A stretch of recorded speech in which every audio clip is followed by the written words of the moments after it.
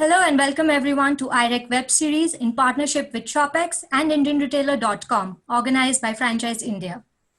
Today's discussion will revolve around impact on retail industry, the new normal of retail.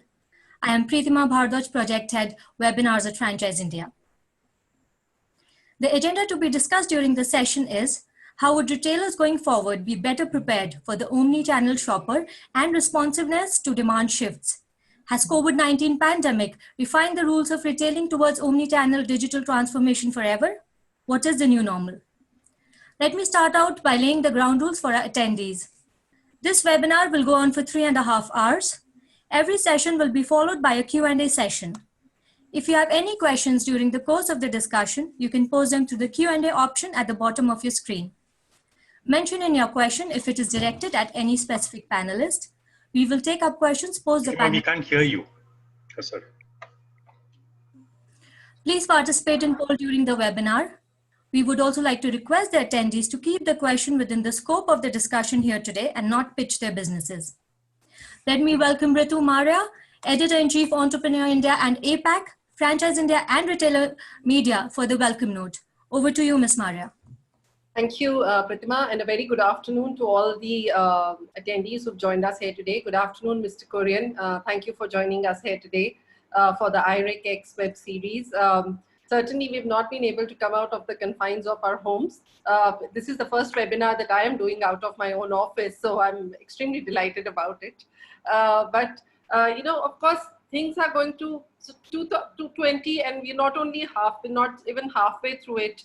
2020, and already things are looking really difficult for not just for the retail, for brands, for everybody pretty much on how the industry is going to progress. But what is really important for the industry today is how are we going to plan our change management going forward.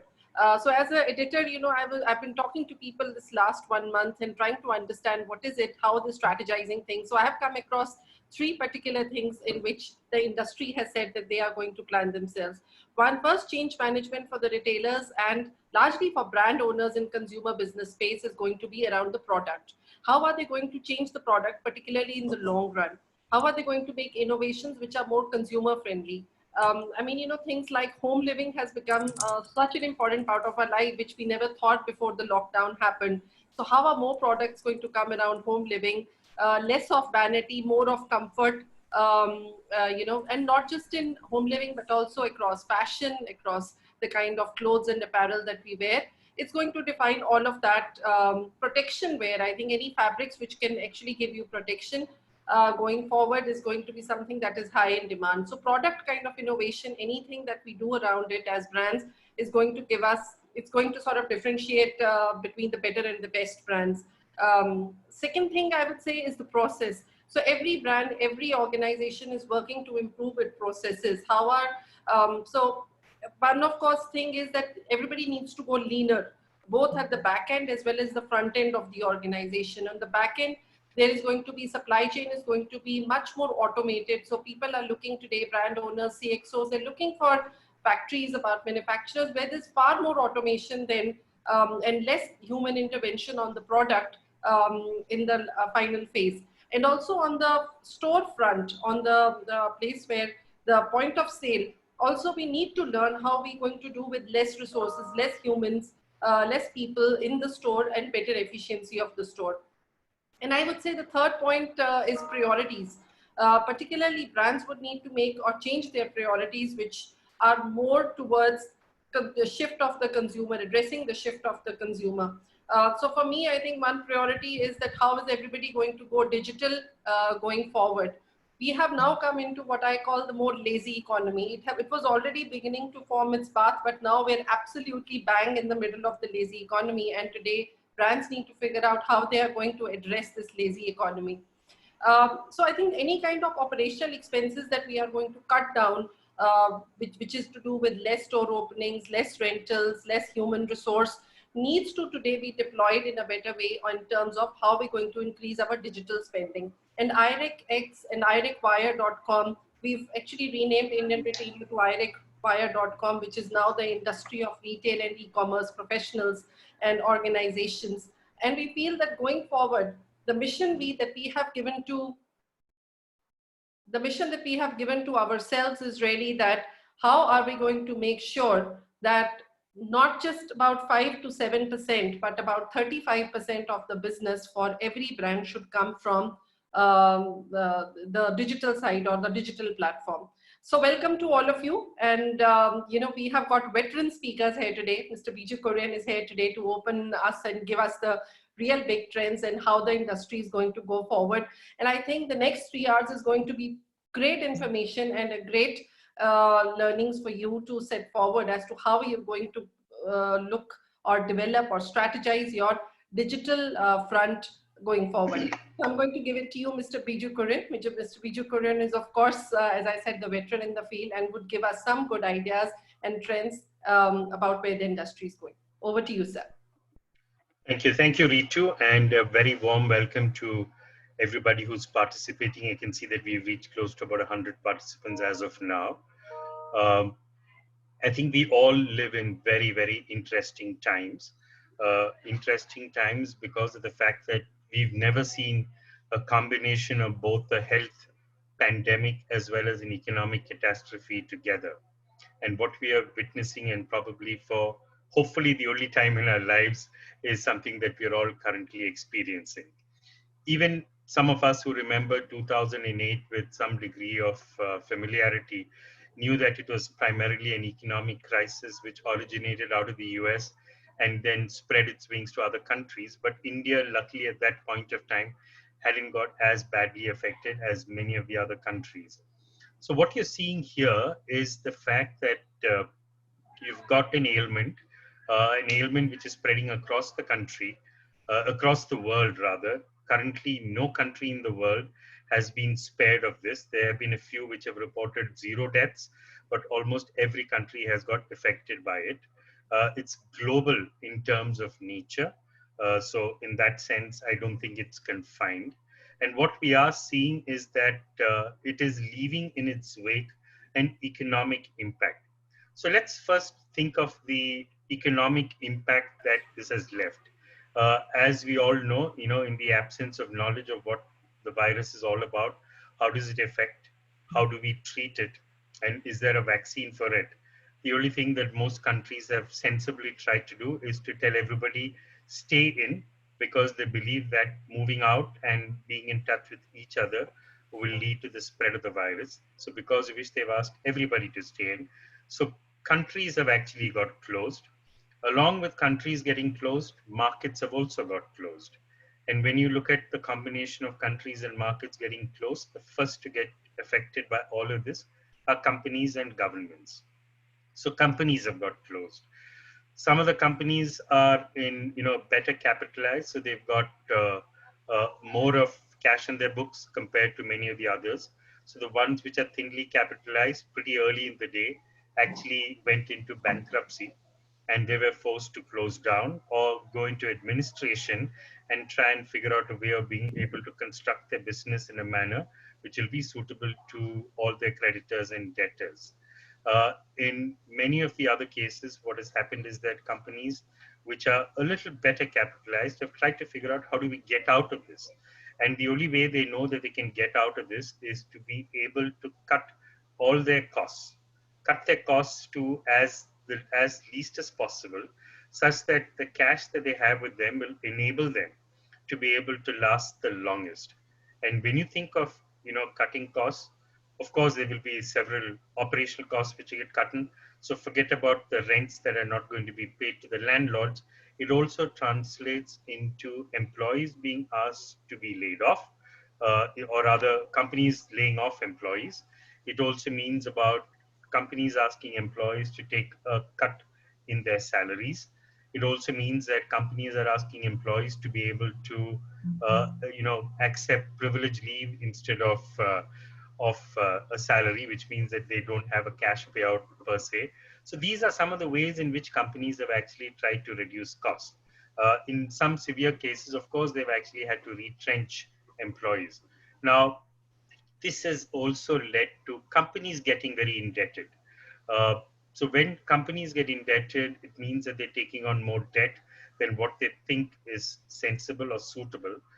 It also means that individuals who've been laid off, who don't have an income at all, are also taking on debt because they have to figure out how to manage their families and manage their lives on a day-to-day basis. It also just doesn't, remain at the level of individuals and companies, because countries are also beginning to start taking on debt, and several states in India are also beginning to start taking on debt. So, what role do central banks play in situations like this? And in situations like this, central banks come to the fore, and a central bank can do several things. The first thing it can do is, of course, it can print currency and say that I've got more money in the system, and this new currency that I've printed, I'm going to start lending to a few people, which is what the United States is quite good at doing. And because of the fact that they've got a pretty strong economy, though the deficit levels are still very high in the United States, they're able to print currency and manage these deficits because of the confidence that their currency has. The second thing is that in terms of borrowing, and if you don't have the money to be able to lend to your consumers, then the Reserve Bank actually borrows, and typically the source of borrowing is the IMF. The third is in terms of recalling all your old debts. So, which is classically even what we as consumers do, which is that if we need money, we first go back to the people who owe us money and ask us, can you please pay me back the money that you owe me, because it will help to shore up your bank balance. So when you think of central banks doing that, imagine what you as a consumer will do. You as a consumer do exactly the same thing, which is that initially, as soon as the lockdown is announced on the 24th of March, the first thing that everybody tried to do is to try and make sure that their homes were actually well stocked up, that they never ran out of food. Because the first fear is that we will actually run out of food. Then in some cases, people who've got health ailments then talk about the fact that I need medicines because I need to make sure that I don't run out of medicines. So food and medicine were the two things that most people started buying initially, just to make sure that they never had a challenge with that. Then the second part of it is they started getting worried about, what happens to my investments in the stock market? What happens to the mutual funds that I put money into? Will I have the money to be able to service my systematic investment plan? So several things like these were the next set of concerns that people had when they talked about, how anxious they were about the wealth that they had and whether that wealth is actually getting eroded. The third part of it is, of course, they were all concerned about their health, because the last thing you need to be worry about your wealth and then figure out that your health is, betraying you. So they were all worried about their health. So they all stayed put. They all followed the norms that the government had set. All of the things about the 20-second hand wash, wearing masks, making sure that you maintain physical distances, all of that stuff were the other things that they started thinking about. Many of them who had commitments in terms of EMIs, etc., or in terms of student loans or in terms of tuition fees, were worrying about the obligations that they had. How will I pay my own rent? How will I pay the EMI on my own loan? How do I make sure that, all of the stuff that I'm responsible for, I'm not actually going to, drop out of that? Then in some cases, there were many people who felt that, this is not a situation that I can handle on my own. I need to get back. And that's where you saw a whole bunch of people, which is what we define as the migrant labor or guest workers, as some of them are called, uh, trying to find safety in their hometowns. Because here were there in a large city, they were all daily wage earners. They lost their job, or even if they didn't lose their job, they certainly weren't getting a salary from their current employers. Their employers themselves are closed. They didn't know when this lockdown will end. They were fearing the fact that if something happens to them medically, they will get stuck in a hospital and there won't be anybody from the family who can even reach them because of the transportation lockdown. So the only option for them seemed to be to run back to their homes. So there were a whole bunch of people who decided to move back to their homes, whether it is a migrant in Mumbai wanting to go back to Bihar, or whether it is our students in the US who wanted to come back to India. So this is a whole, a flight of people across the world. At that point of time, amongst the strictures that were announced, shops were closed. And when shops were closed, only essentials were allowed. And what is an essential? Essential is basically grocery and pharmacy. So at that stage, consumers had a choice. Either I go to the store and buy, or I find a way in which the store can come to me. And at that time, we also saw behavior in the fact that consumers were willing to pay full price. They weren't demanding a discount. In fact, in some cases, they were willing to pay a premium. They were willing to pay a premium for the fact that what they wanted was available, and a premium for the fact that they were going to be, the products were going to be delivered in their homes. So what you did see initially at that stage was also some small changes in terms of consumer behavior.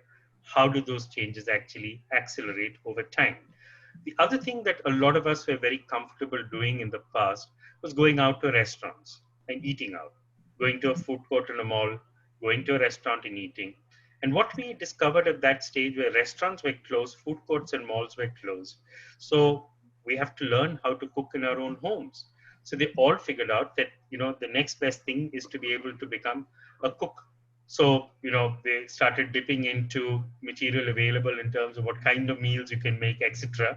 And they took pleasure in the fact that they could actually make a meal for themselves. So several of us are not, great cooks, but then, progressing from a cup of tea to an omelette to maybe a main course at a lunch, etc., were some of the steps in which we looked for in terms of progress in our own capabilities. The other thing that we realized a little later in the day, of course, restaurants were allowed to open, but only for home deliveries, and that's when we began to appreciate the role of several hyperlocal delivery people, like say a Swiggy, a Zomato, a Dunzo, etc. And then we were depending on them to not just get our food which we wanted to order from restaurants, but also to be able to get the essentials. And in this, what we could clearly see is that consumers were actually prioritizing. They weren't so keen on getting food coming in from a restaurant which was going to be handled by several people, and then they had to put that directly into their mouths. So they were a little more averse to actually getting food from a restaurant. On the other hand, to get fresh fruits and vegetables and staples from a shop, which will also get handled by several people, but once it comes to the house, you're then cleaning it, you're washing it, you're cooking it, and then because of it you feel more confident about the fact that this is safe for you and for your family. We saw that they were prioritizing. So even if restaurants are open, people weren't actually making a beeline to order from them, but they're comfortable with actually buying from the shops itself. So this is when the first step in online retail started in a significant manner. Of course, there were many people who used to buy online, especially grocery stores. If you look at the grocery market in India, roughly about 3% of the grocery market in India is actually online, but 97% of the grocery market in India is still offline, which are serviced to you either through modern retail or through the independent kirana stores.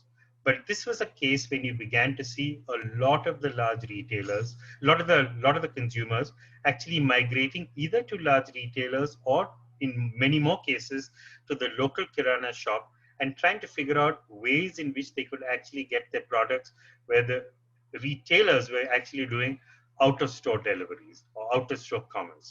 Uh, what we did see at that point of time across many markets and across several stores in India was that offline, especially in the essentials category, continued to maintain roughly its sales. The month of April, March, of course, because of the upstocking, a lot of the offline retailers actually did 20-30% more than the average, which caught up to some extent in the month of April. And, a lot of them are actually 80 to 90%, that is between grocery and pharmacy. But all of the other stores were closed. So a lot of the other retailers who were closed were really breaking their head in terms of how do I make sure that I reach out to the customer. But one thing was slowly changing, which is the number of people who were who are willing to actually buy online was increasing. And that increase which was happening was actually making sure that more people got familiar and comfortable with buying online. More people got familiar and comfortable with actually transacting online. They understood what is a credit card, how to transact online on a credit card. They understood what it means to transact through a digital payment system. So this entire period actually managed to get a lot more people comfortable with online. The other area where we saw people getting comfortable online was in the area of entertainment. And because theaters were closed, the only thing that they could do is either watch, television channels or to look at things like Netflix. And a lot of them actually started moving on to Netflix. So if you look at the Netflix subscriber base, it actually jumped during the period of lockdown. And a lot of the people who actually got onto Netflix started actually watching entertainment through streaming movies. And that is another change that we should probably anticipate also to happen in the future. How comfortable will people be in terms of first going to a theater, and then how comfortable will they be in going to a theater and watching a movie as opposed to sitting in the comfort of their homes and watching a movie.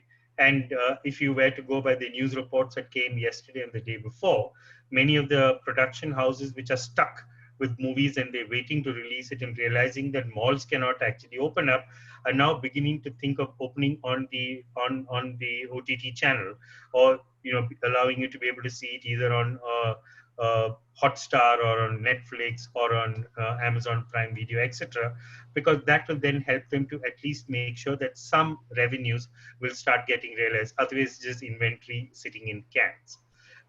So what should we expect to happen over the course of the next 6 months or so?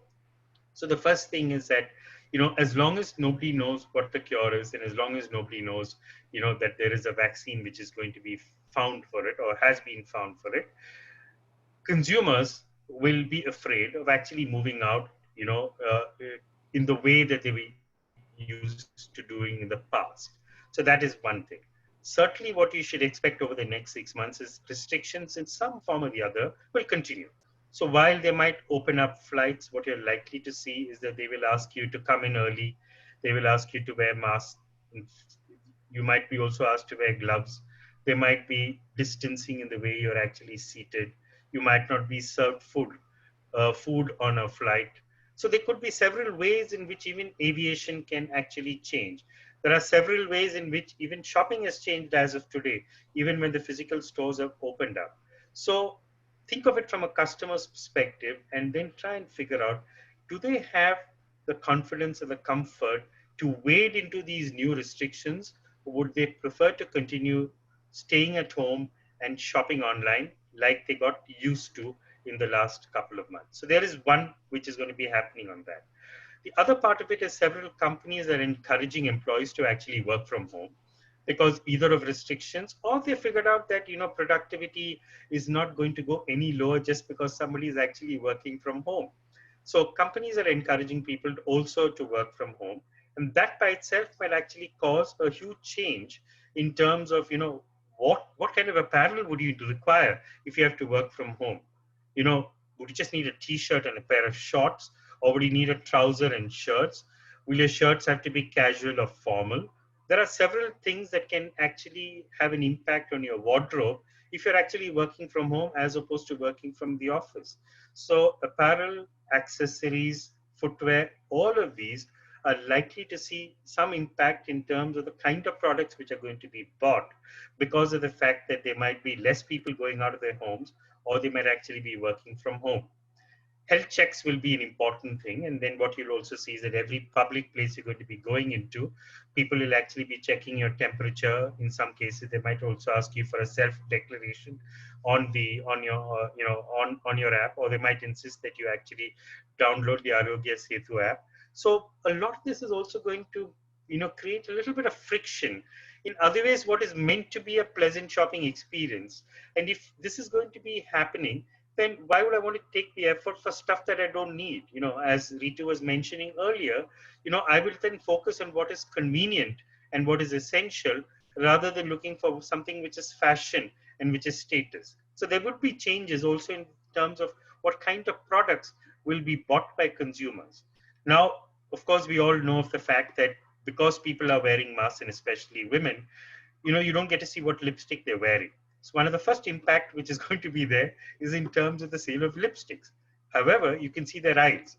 So what is likely to happen is that what's going to be used on the lip is now going to be spent on the eye in terms of what happens. And this is very evident when you go to, say, the Middle Eastern countries, where a lot of the people actually wear clothes which don't allow you to see their lips. So because of which, when you see only their eyes, there is a lot more spend, which is in terms of eye makeup. Simple little things like that can make a huge impact when it comes to the fortunes of a company like Lakme.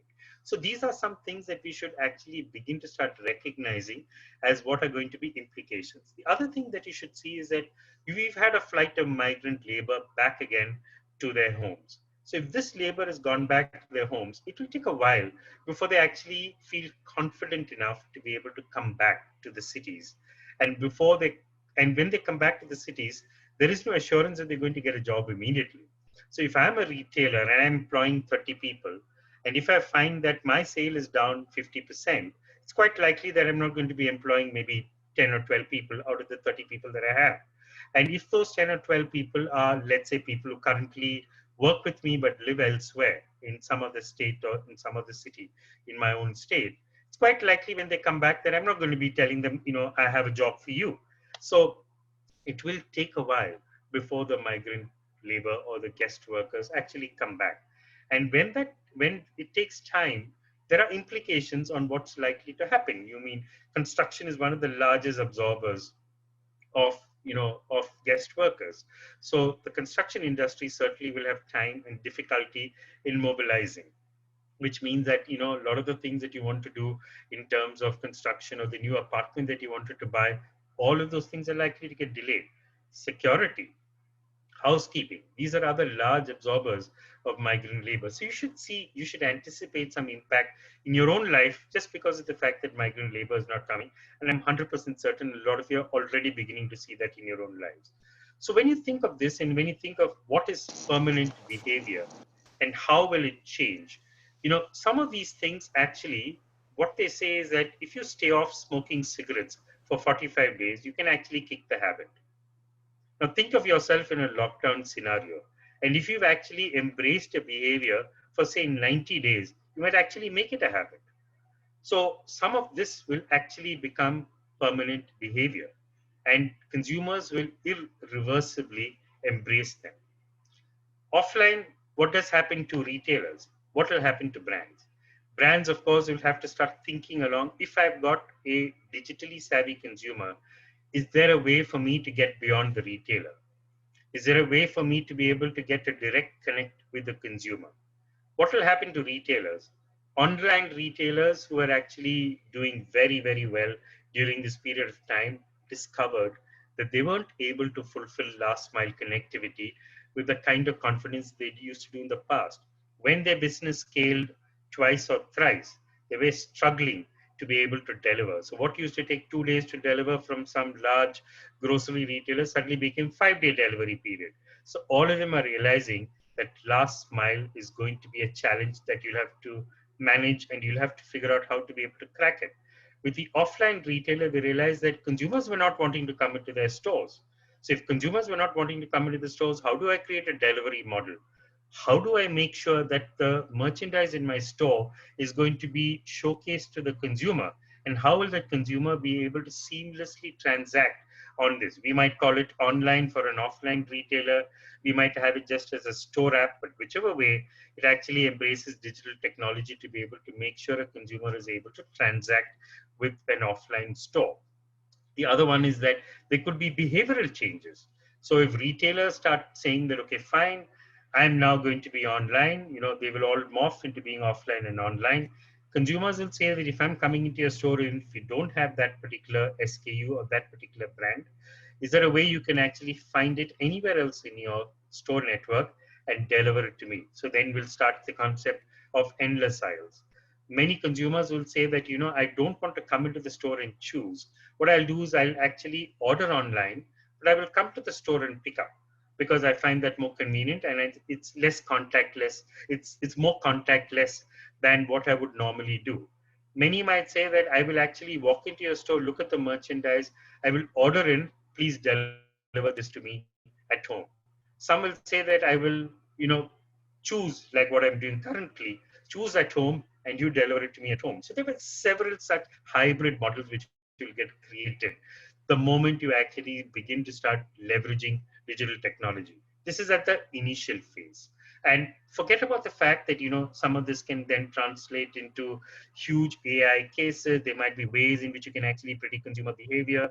There will be differences in the way you will actually start communicating with your consumers the moment you know who they are. So a lot of other things will also change, especially for offline retailers. A lot of online retailers have realized that last mile connectivity is a challenge. And with the fact that a lot of the migrant labor who otherwise would be delivery people are currently living in their towns, they're not in a position to immediately ramp up their offline delivery capacity. So they're looking for online presence. So even if you look at, say, what Amazon did with Whole Foods in the acquisition, where it is looking at Whole Foods as being, say, an access vehicle for them when they're online, similarly, you will find many retailers in India trying to figure out how to be able to get closer to the consumer by actually acquiring maybe an offline retailer, or being at least able to partner with an offline retailer such that I can get my products closer to where the consumer is. Some like Reliance will also drive what some of you all might have heard of as the GeoMart model. And the GeoMart model is basically leveraging Geo's connectivity, which they have, and the communication ability that they have. And currently, with the investment from Facebook, they have WhatsApp is also part of Facebook. And with WhatsApp and WhatsApp, payment systems, you can actually create an entire model. And all that they're doing is using GeoMart as a program to be able to enable the local Kirana stores to be accessible to the local customer. Currently operational in, I think, Navi Mumbai, Thane, and Kalyan in Mumbai. But you can actually, if you're a resident there, you can get onto GeoMart, you can order on GeoMart. You can also see which is the local store that you're ordering on. And currently, you have to go to the store and pick up the products. They will pack it and keep it for you. But in the future, they would also probably partner with a delivery partner to be able to deliver it in your house. So you're ordering locally and you're also receiving locally, which is true hyperlocal commerce, which is going to be happening. So what does all this mean? In the course of the next 6 months, in the course of the next year or so, what we will see is that some of these changes will actually begin to start taking a grip and making a difference in the lives that all of us lead. And in the end, who's going to benefit from the changes in retail and consumer? What we are knowing is that we are the end users as consumers. The retailer is only an intermediary. The brand is only the supplier. And between brands and retailers, they will make sure that whatever changes in our behavior happen, that they will actually adapt themselves to be able to match the behavior that we are happening. So the next decade or so, and I'm not even suggesting that we have to wait till 2030, but certainly over the next year or two, you will see a lot of changes getting accelerated, a lot more investment being made in technology, a lot more offline retailers actually morphing into becoming omni-channel retailers, a lot of the online retailers actually figuring out how do I make myself a more omni-channel retailer than just merely being an online retailer, because last mile will still be the challenge that I'm going to be facing. But what we clearly know is that the next few months and the next few years will certainly be a period of time when life will not be the same. And retail will be an integral part of the change that all of us are going to be leading in our own lives. So thank you very much, ladies and gentlemen, for that patient hearing.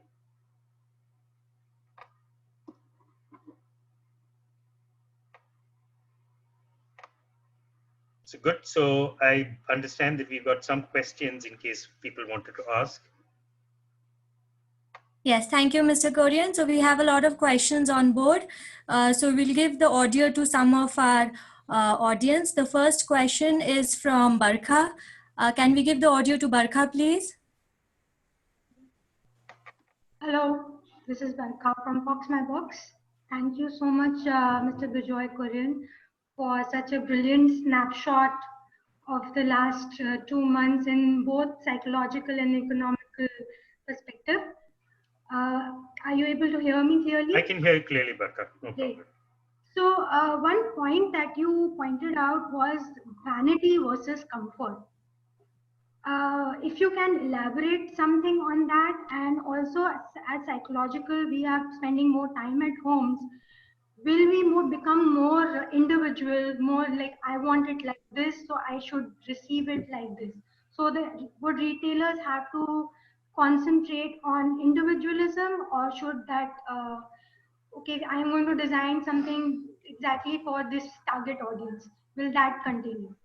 So, so what I meant about vanity versus necessity is the fact that at a time when people are pinched in terms of their budgets, they will look for necessities. They wouldn't be wanting to spend on vanity. At a time when lifestyles are going to be more confined to their homes, they're not going to be spending so much on fashion as much as they're going to spend on function. So if you look at, let's say, the Chinese data which has come out after the initial set of closures, what you're seeing there is that amongst the categories which seem to be picking up the best, uh, continue to be the categories which did well in the beginning, which is online. In online, it is groceries and pharmacies. In offline, it is grocery and pharmacy. Electronics had a quick pickup, but that is largely for things like laptops, routers, modems, those kind of things, which are essential to work from home. But if you were to look at categories such as apparel, accessories, jewelry, restaurants, theaters, uh, that is where the impact still continues to be the highest, despite the fact that they've already spent a month after lockdown. So you should expect that even in India, in terms of if you're not going out, why would you want to dress? I mean, you certainly want to dress, but you dress for the home as opposed to dress for going out. So there are ways in which some of this behavior will actually translate. So I do see, for example, high-end jewelry getting a hit as opposed to functional jewelry. I see fashion designers getting a hit as opposed to functional apparel.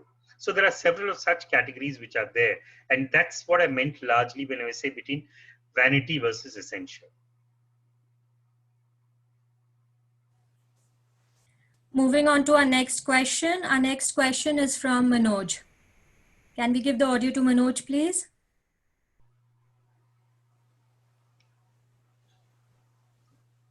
You might have to unmute Manoj. Can you hear me? Yes, Manoj. Okay, my query, what you said was apt and to the point. My take would be from a point of view of a person who would have maybe lost the job in this course of time, and maybe that would lead to a reduction in consumption. So just uh, thought that can there be a retail model which takes care of giving soft loans to people who are without job for an obvious reason as a part of this changed business scenario? Can it work out as a business model? And of course, the benefit would percolate down also, because a lot of formal sector might not be willing to give a loan.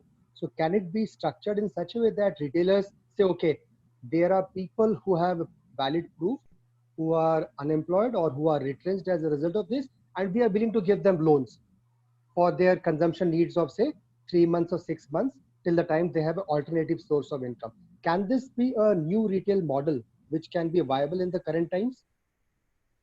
Yeah. So if you look at it from the traditional Kirana stores always have had this model where you write in a book what you've bought, and at the end of the month you go in and make your payment when your salary comes. In some Kirana stores, because people get salary on a weekly basis, they give them a weekly credit. So Kirana stores are actually quite comfortable doing something like this because their customer is local. They know where their customer resides, so the credit risk is very high. In the case of the modern trade, they really don't know who their customer is because their customers come from a much wider catchment than the local Kirana stores. So because which modern trade hasn't done it. But what you're beginning to see even earlier to COVID was the fact that there were several people like say Neo Growth and Capital Float, etc., were actually willing to fund retailers, and they were funding retailers on anticipated receipts. And anticipated receipts are classically what they expected the retailer to sell in the course of the next month or so, and they were willing to give them a loan accordingly. And then a lot of that money was actually going back again to consumers or even assisting retailers themselves. But what you're saying is classically the kind of thing that needs to be done at a time when everybody's balance sheets are stressed. So you should be able to find a way to create a business model. You should anticipate that there is obviously going to be some defaults in that, and then cost it in such a manner such that people don't find it a challenge to be able to repay. You can't make it like the local pawnbroker who's going to charge you, let's say, 3% per month or 4% per month. But it's got to be much more affordable than that, such that you can help somebody tide over this difficult situation. The gratitude you will get for it as a retailer will be far greater than anything else. I think it's a good suggestion. We have to be able to find a very practical way of being able to do it, which is, I can't say risk free, but at least risk mitigated to a large extent. Thanks, Manoj, for that. Our next question is from Deepak.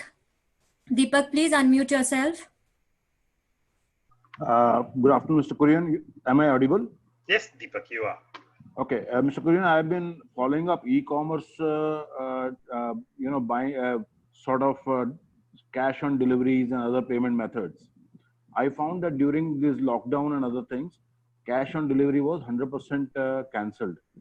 What do you think would be the future of cash on delivery in e-commerce segment? Okay, it will certainly come back. Cash on delivery is cancelled for two reasons. One reason is because they wanted the handling to be as least as possible, such that transmission of any virus will not happen, assuming somebody has a virus in that entire transaction. So that was one reason. And the second reason is that cash on delivery is the most expensive form in terms of payment for the retailer. And when they realized that they were actually in a bit of a monopoly situation, they said no more cash on delivery, only prepaid orders will be accepted. So that's what a lot of retailers did. But I think as the market opens up and, locally you'll find a lot more competition coming in, and then, the situation starts getting back to normal, I'm 100% certain cash on delivery will go back again.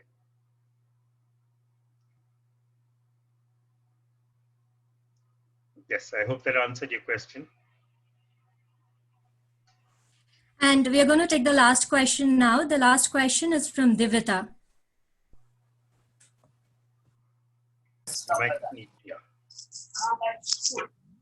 Hi, Mr. Kurian. Thank you. So my question would be, how would luxury skincare fare going forward? And the second would be, how can smaller brands make their mark during this time? Will only big brands survive, or can smaller brands also come on? So I think Ritu talked about in the beginning about innovative products and brands which can drive innovation. Because if you're going to do the same thing that everybody else is doing, consumers will say, there is no reason for me to walk out of my house to buy. So you have to be able to do something which is creative and innovative. And that's the only thing which is going to be able to excite the consumer enough to get them to come out to the store and buy, or to buy online, even if they're sitting in their homes. So when you think of it, and I'm addressing your second question, which is about, the newcomers and niche category brands, how will they do? Niche companies will have to figure out what their niche is, and how do we make that niche compelling enough for the consumer to be able to come in and buy, because it makes no sense for them to try and take on a large brand head on at this point of time. It's going to be a very, very difficult and expensive exercise. So it would be better to focus on what they're good at, create that point of difference, and make sure that the consumer comes in. In terms of luxury skincare, there will be some topping up purchase that is bound to happen. And what I always say is that in situations such as this, what tends to happen is that the very rich and the very poor actually don't get that badly affected economically. The very poor had anyway very little to start with. So in a situation like this, it hasn't really made so much of an impact to them. The very rich, anyway, it's like a small drop in the ocean as far as they're concerned. So they also don't get affected. It is the middle class, the large middle class, that tends to get affected by all of these economic cycles. Now, one of the advantages that luxury skincare has is it caters to the relatively richer consumer. And you should not anticipate too many, penny pinching, purse tightening kind of exercises happening from the very rich consumer. But if you're in that masstige space, and if you're out of the prestige and you're in the masstige space in the cosmetics or in the fragrances category, that's when you'll have to be a little more concerned, because that's where the kind of consumer kind of moves up from being in the mass to going up to masstige and buying those kind of brands. And that segment is what is likely to get most affected. Basic and prestige, I think, will remain unaffected during this period of time. I hope that answered your question, Divita.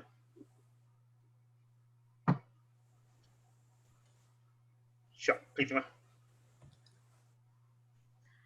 Thank you so much, Mr. Kurian, for joining us today. Thank you for showcasing the way ahead for revival of business fortunes and consumer spirits. It was indeed a very apt session and good takeaway for all our attendees.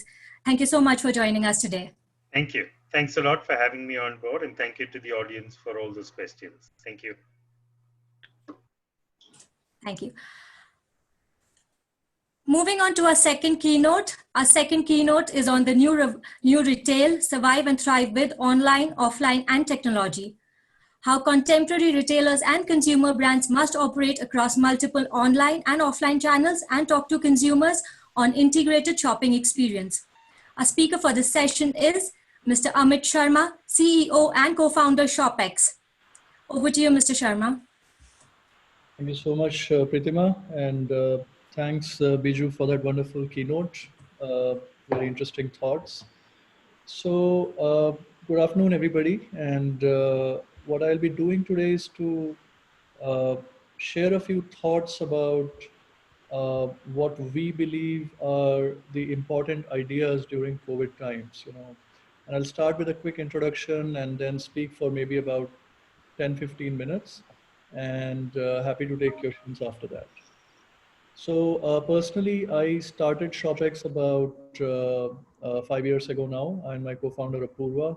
My background is half in technology and the rest half in entrepreneurship. I've been passionate about what India can do in terms of creating world-class brands and companies. And hopefully with ShopX, we are actualizing that dream. What ShopX does in short is to work with small retailers, consumers, and brands to create a network which is led by technology and allows the brands to reach both retailers and consumers directly. We are pre-COVID, we were already hitting about $1 billion scale. We operate in more than 500 towns and have a fairly big supply chain network doing more than 1 million packages a month. So that's a little bit about us. Now, today, I thought that it'll be interesting to share what we believe are useful ideas for some of you. The first important thought is to make sense of this situation, right? And it's useful to break it down into three parts. We think of this as a three-part process. We are currently in the middle of the first phase, which you can call the emergency phase. And this will last in certain areas for a few more weeks, but I think in most of the country, we are already recovering from the emergency phase. The emergency phase is characterized by large-scale shutdown, and a good way to use such times is to go back to basics, build your product, build your fundamentals, build your partnerships, and most importantly, I think build your trust with your people. The second phase, which we believe will last for about 3 quarters, is the recovery phase. And we believe that's the most important phase. I think the next 9 to 12 months, when things will get back to a new normal, not the old equilibrium, but some kind of a new equilibrium, will be decisive. That's the time when startups can shine through, when market shares can change dramatically. We believe market shares can change as high as 20 to 50% in most industries. And it is most critical how we conduct ourselves in this recovery phase. And then the third phase will be the new normal phase, where we establish a new equilibrium, which many of us know will be characterized by significantly different habits at multiple levels. Now, as we look at this framework, right, I think one thing which is important to appreciate is that, it's very important to think about India as a unique market and try to go back to basics and think from first principles. I believe that this is a tremendous opportunity for Indian brands, for Indian retailers, entrepreneurs to actually leverage what we sometimes call the leapfrogging effect. That, we have seen that in economies like India, with the aid of technology, we can skip generations. We did not have STD booths and PCO booths penetrating all across the country. We did not have landlines in everybody's homes. We jumped directly to mobile phones to the point that our penetration is one of the highest in the world. We have seen that in many, many other. We leapfrog 2G. Most of the country is on 3G, now getting on to 4G. We have seen that with smartphones. We have seen that in many, many industries. I think that this next 9 to 12 months is a great opportunity for Indian brands, retailers, everybody in the ecosystem to ask, how can we leapfrog ahead, use this as a positive opportunity to do the things that are not possible in normal times. There are things that we are not able to do when things are normal, and those things can be done today. Uh, when we think like this, it's important, I feel, not to follow, borrowed playbooks or our historical playbooks. So quite often we reason from what we have done in the past or what's being done in, let's say, China or US or Europe. I think that Indian realities are very different. So it's very important to ask uh, what is uniquely, valuable for the Indian consumer and for the Indian value chain. Okay. Uh, I think that talking more concretely, there are two major trends that are extremely relevant for India in these times. In the retail sector, the first trend is really the direct to consumer trend, which I think most of you are aware of. Uh, you know, we will have a lot of in-home ordering. People will avoid going to air-conditioned environments, rightly so, for a while. We will see the Kirana store being extremely relevant, your nearby mom and pop retailer. But also direct to home models will definitely see an uptick. And on that note, I just want to say that it's very important for all of us to ask what is uh, what is our strategy for talking directly to consumers, right? Uh, what platform are you using to connect to, we estimate more than 100 million people incrementally will get used to the home delivery use case in India during this time. How are you talking to those 100 million people, right? And I think while there's a lot of emphasis on the movement of goods, we should also equally think about the movement of information. Uh, you can send goods through an e-commerce platform or one of the online hyperlocal platforms, but do you have information about the consumer? And quite often, as we know in today's world, it's the data and information which is more valuable than a transaction.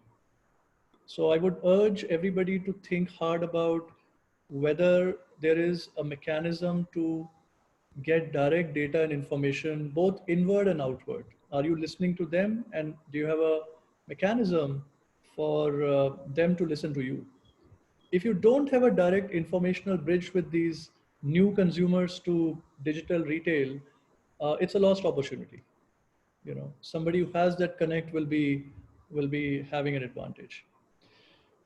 So that's one, direct to consumer. The second, and I think the bigger trend, is really about digitization of supply chains. And it's an area in which we do a lot of business. We work with the leading brands in FMCG and consumer electronics and now lifestyle, and also a bunch of very fascinating mid-sized brands. And I think it's a tremendous opportunity to digitize your brand to distributor, wholesale, retail, consumer ecosystem, right? I actually believe that the old model of distribution will survive. Uh, in India, the local distributor and the local retailers will remain relevant. They will just be relevant in a different way. And so I think digitization of your entire uh, offline value chain is a key priority.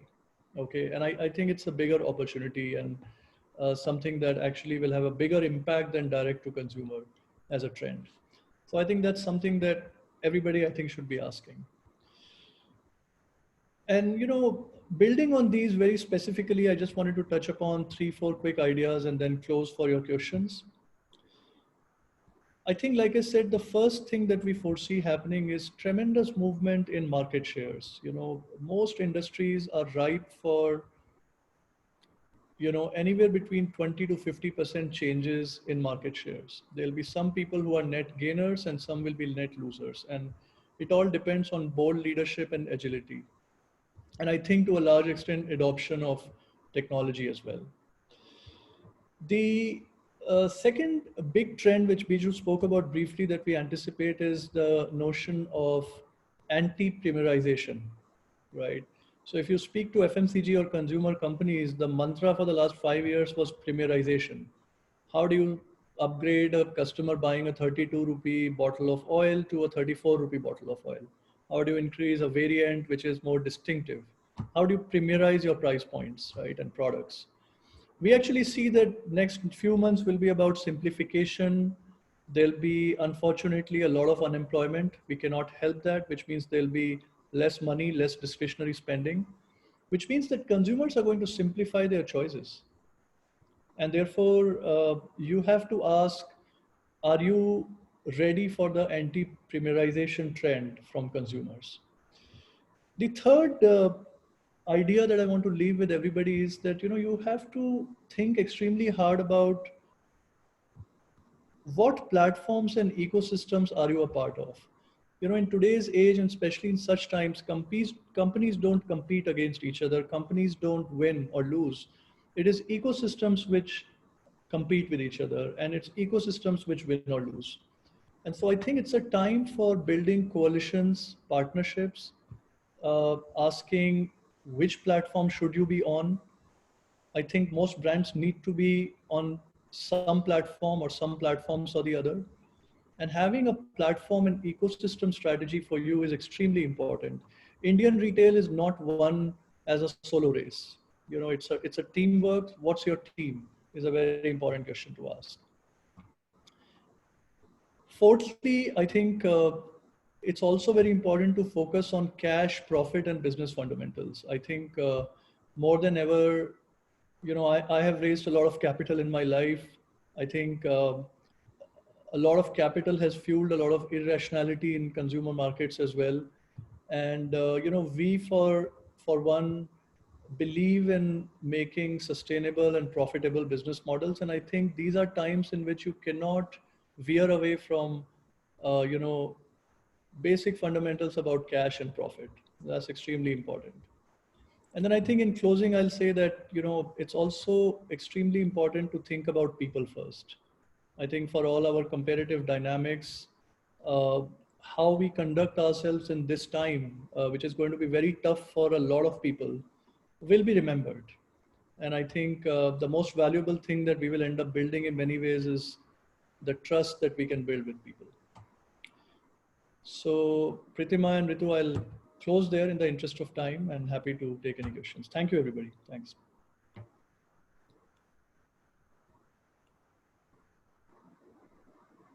Thanks, Amit. That was pretty insightful.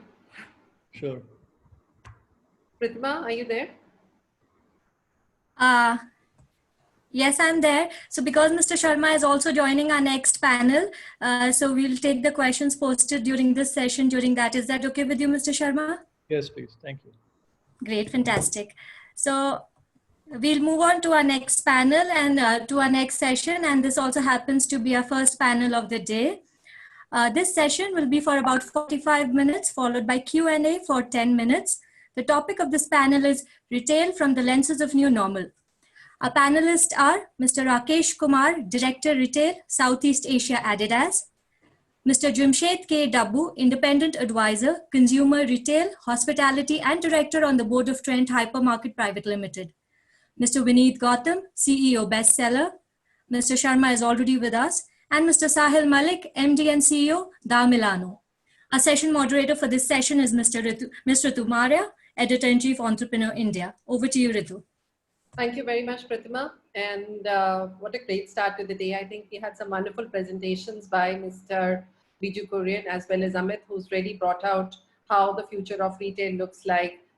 In my discussion I just had with the panelists a while back, I can tell you we are looking at a very different kind of commerce that is emerging.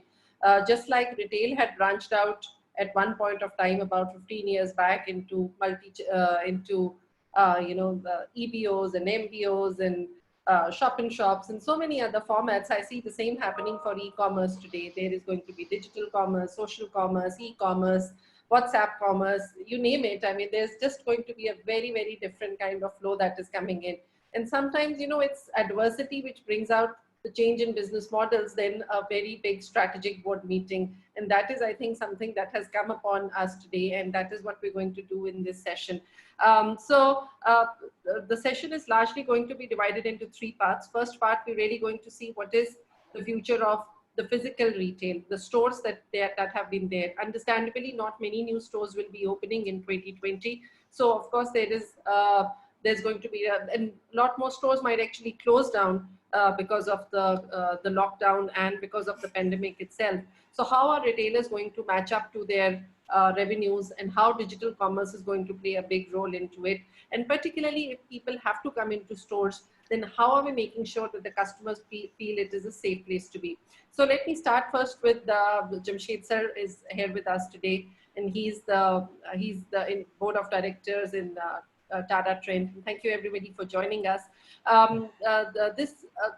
Food and grocery is something that we have learned a lot from Mr. Jamshed in terms of how do we see changes, how particularly our mom and pop stores have managed to make a great headway out there, and hyperlocal commerce has sort of become a very large part of it.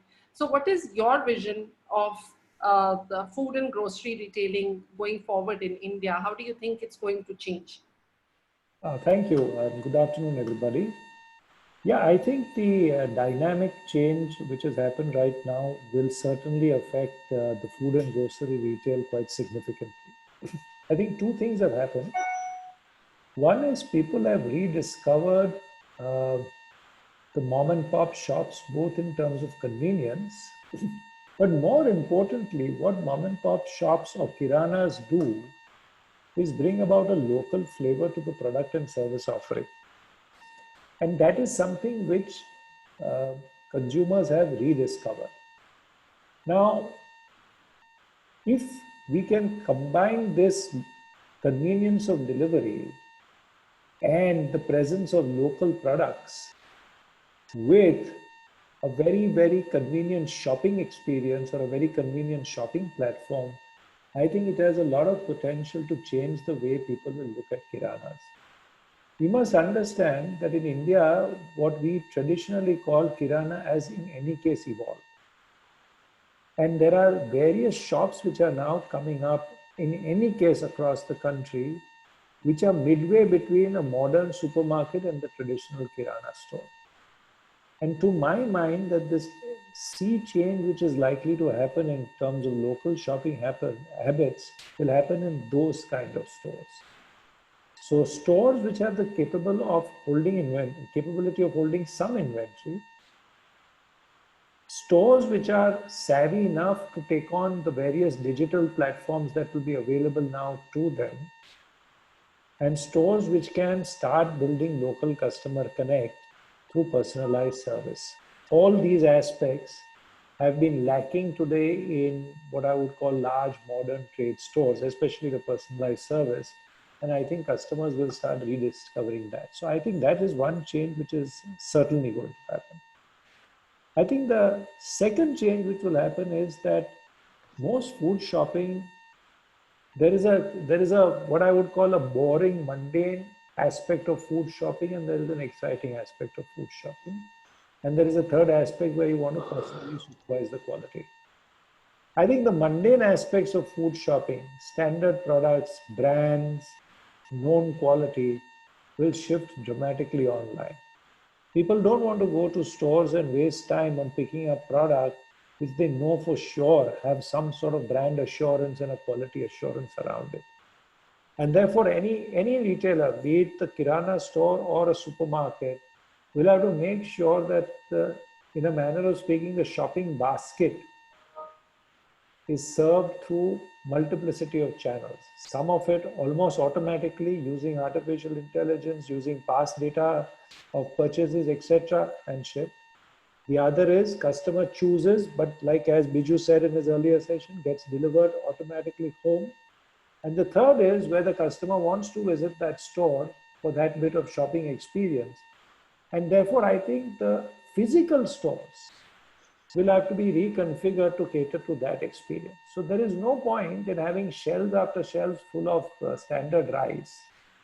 But I wouldn't mind having a customer browse through lots of shelves full of large variety of, say, chocolates. And that is what perhaps I think will transform the physical store experience, amongst the other standard stuff about hygiene and quality, this, that, and the other. So that, to my mind, in a summary, is some of the changes which are likely to happen at a local level. Sure. So we'll come back to you again, sir. I see some very interesting changes happening, particularly in the food and grocery space, with Kirana becoming very important, and sort of they found their mojo back during this pandemic. Yes. And then, of course, modern retail, as you said yourself, people are wary of going to stores, and it's across board, really. Let me ask you this, Vineet. You know, from what I see of things, there is a lockdown is open. Today we are again locked down. The store is open, the store is closed. So I really feel that probably the next month or two, we're going to have a very dicey situation all the time. So we don't know when it's going to be a red zone, and therefore the stores are all going to be shut down. So how do you sort of engage your customers and make sure if they need something, they're going to have it? I mean, what is it more that you are doing, particularly from a store? How do you first tell them that, the store is not open? How do you talk to them? So I think a large part of this is addressed through social media. I think that's the best thing today, and I think a lot of adaptation of social media and digital content is happening. While e-commerce continues to provide consumers experience to shop if when they need it, but I think the moment it comes to about physical need to come down to the store, especially on the fashion category where touch, feel, trial is more important, the consumers are going to come to the stores. I can give you with examples of few of the stores that we are open. There is demand. Obviously, initially there's pent up demand, and so obviously people are coming in.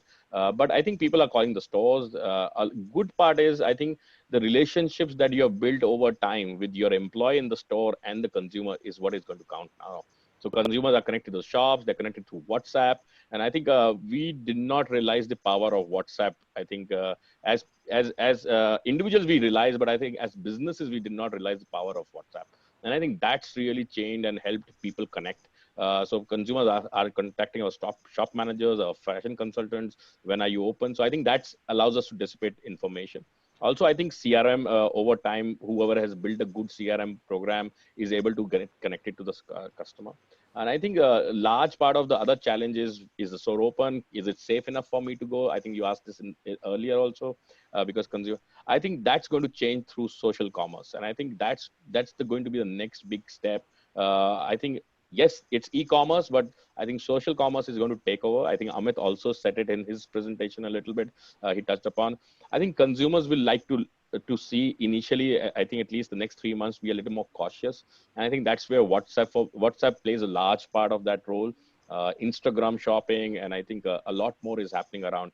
I think one thing which over time people stopped looking at was catalog shopping.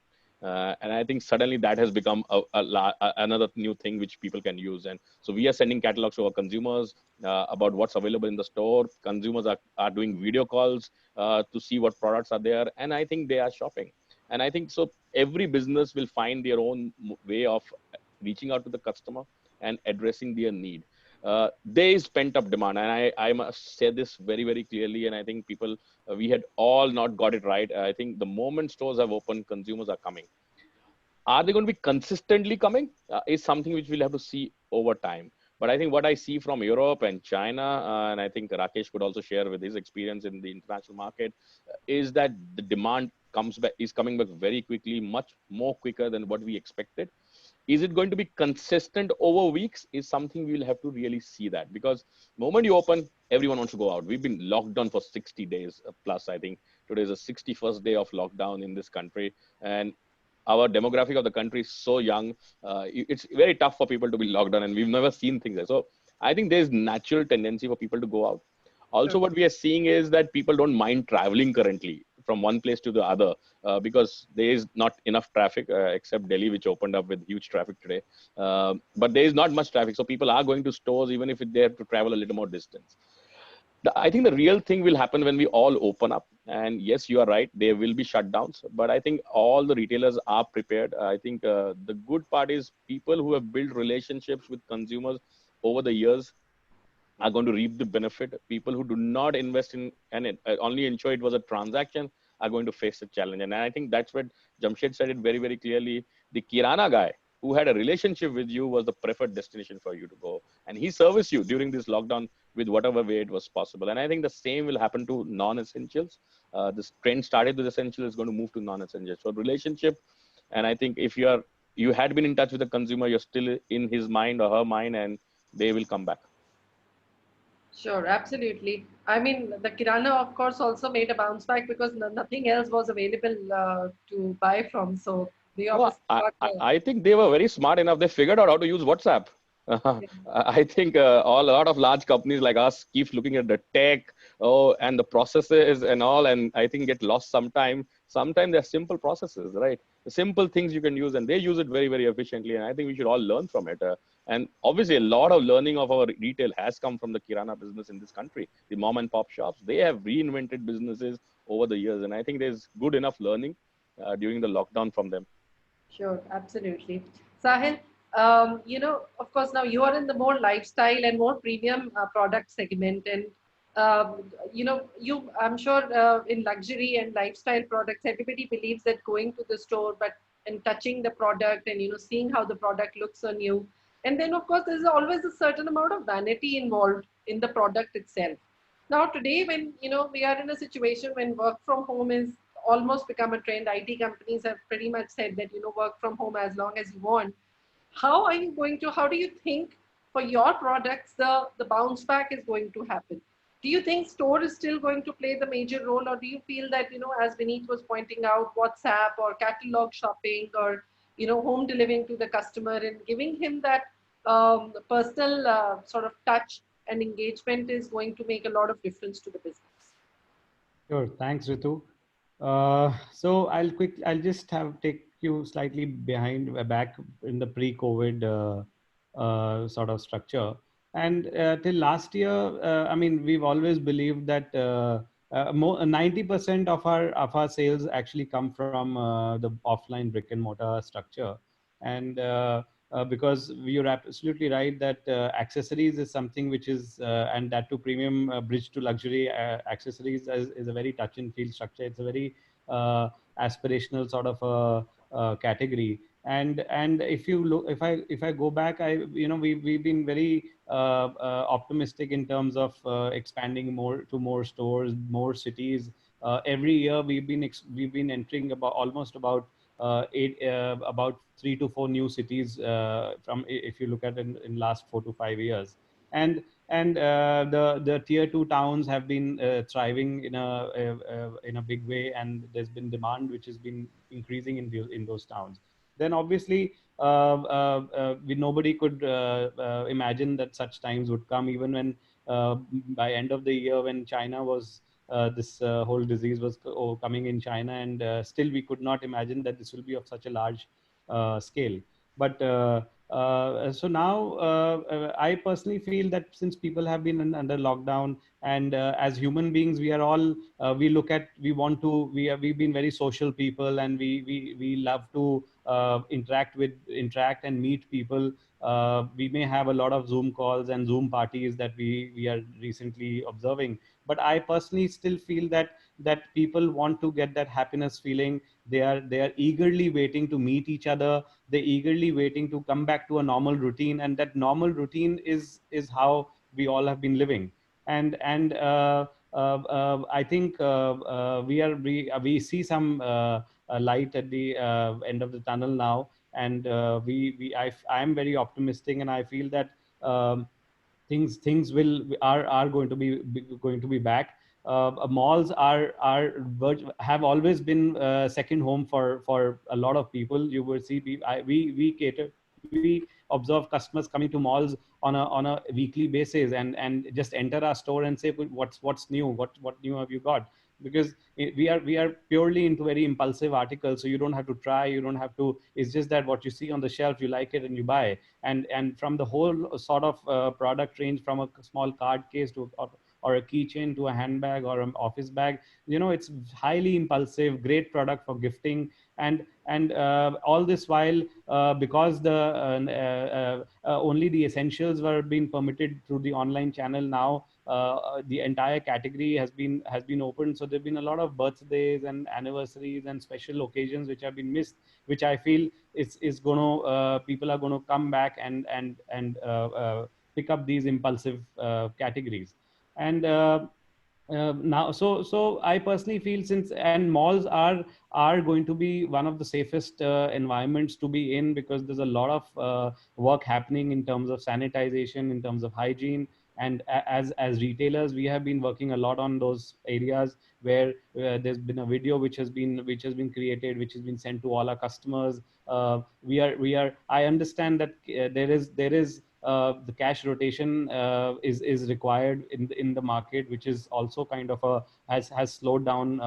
But for that reason, we are also activating EMI facilities in the store. So you buy now and pay later, sort of and where all the extra costs are going to be borne by us.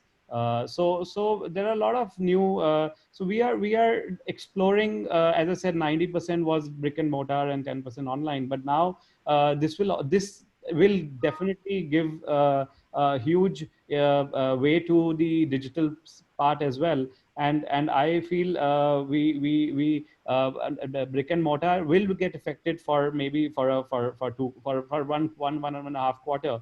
But then it will come back, because Diwali is also approaching, and I personally feel that as human beings, we are social people, and we have to be meeting each other.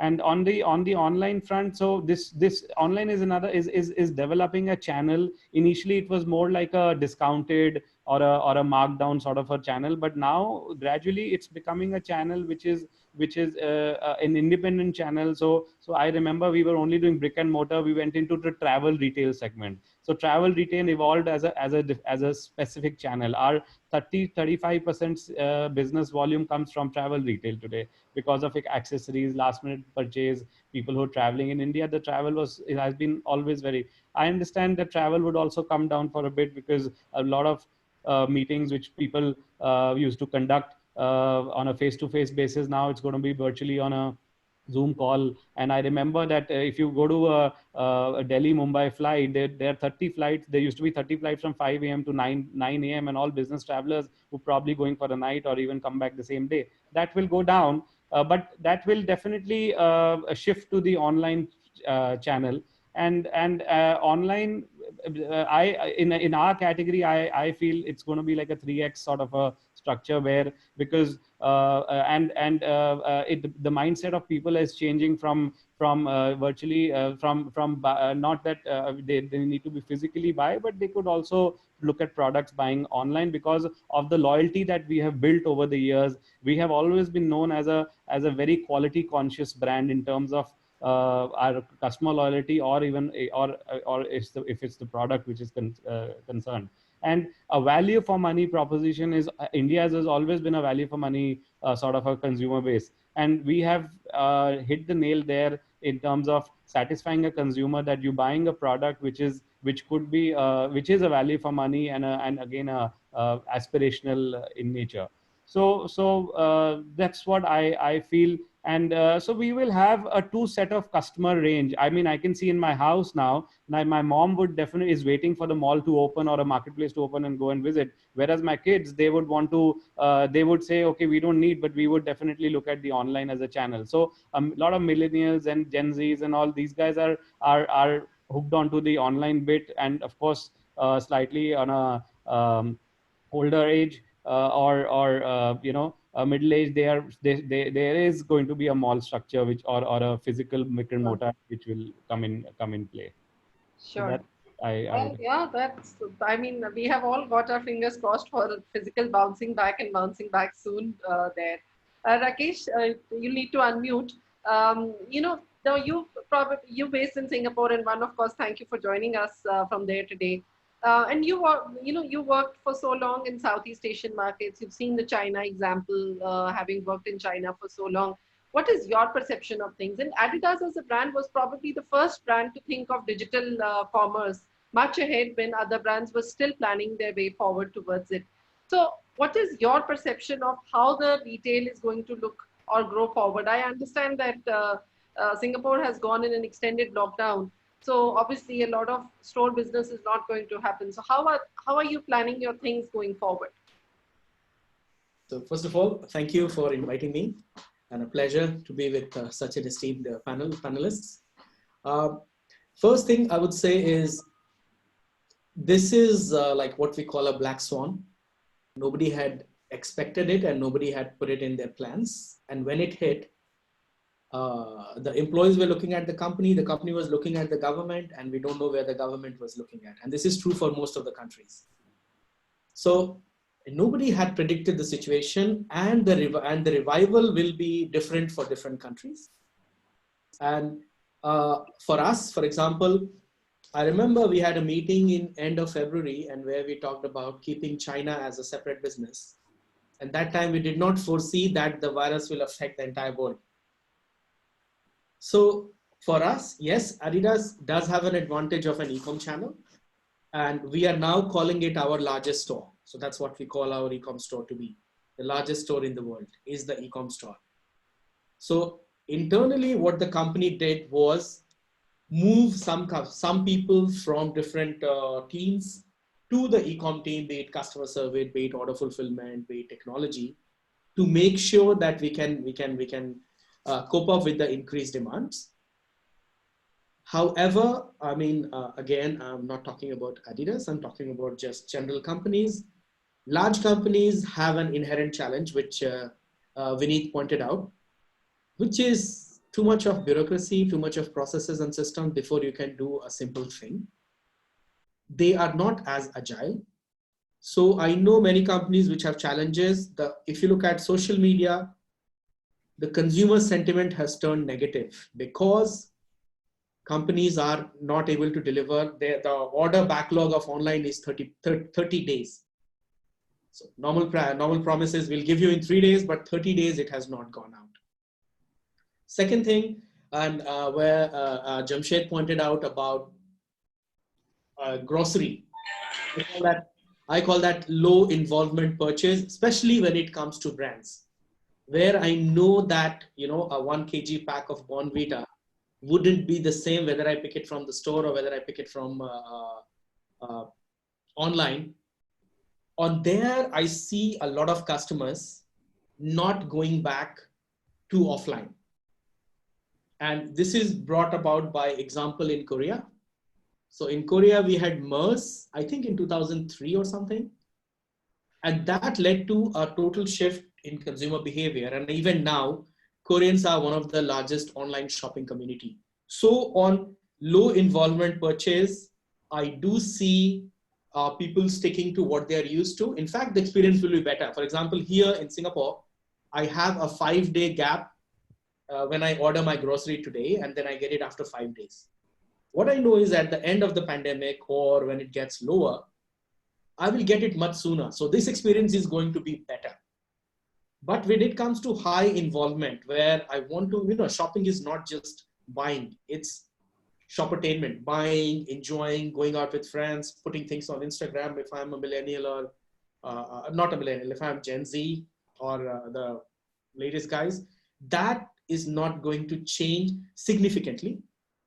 But there may be cases where we would be, I mean, all the industries, we move towards how the customer feels, right? So we have to give her, number one, the confidence that you are safe with us or you are safe in our store. And like somebody pointed out earlier, it should not only be done, but it should also be seen as being done, which means customer needs active kind of confirmation that, oh yeah, look at these people, they're doing this.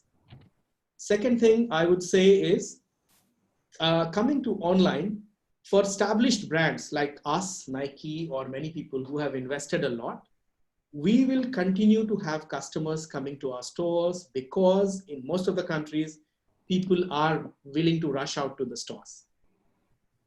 But we see a movement towards larger stores. So maybe medium and smaller store, when I say medium stores for us, it would be less than 5,000 square feet.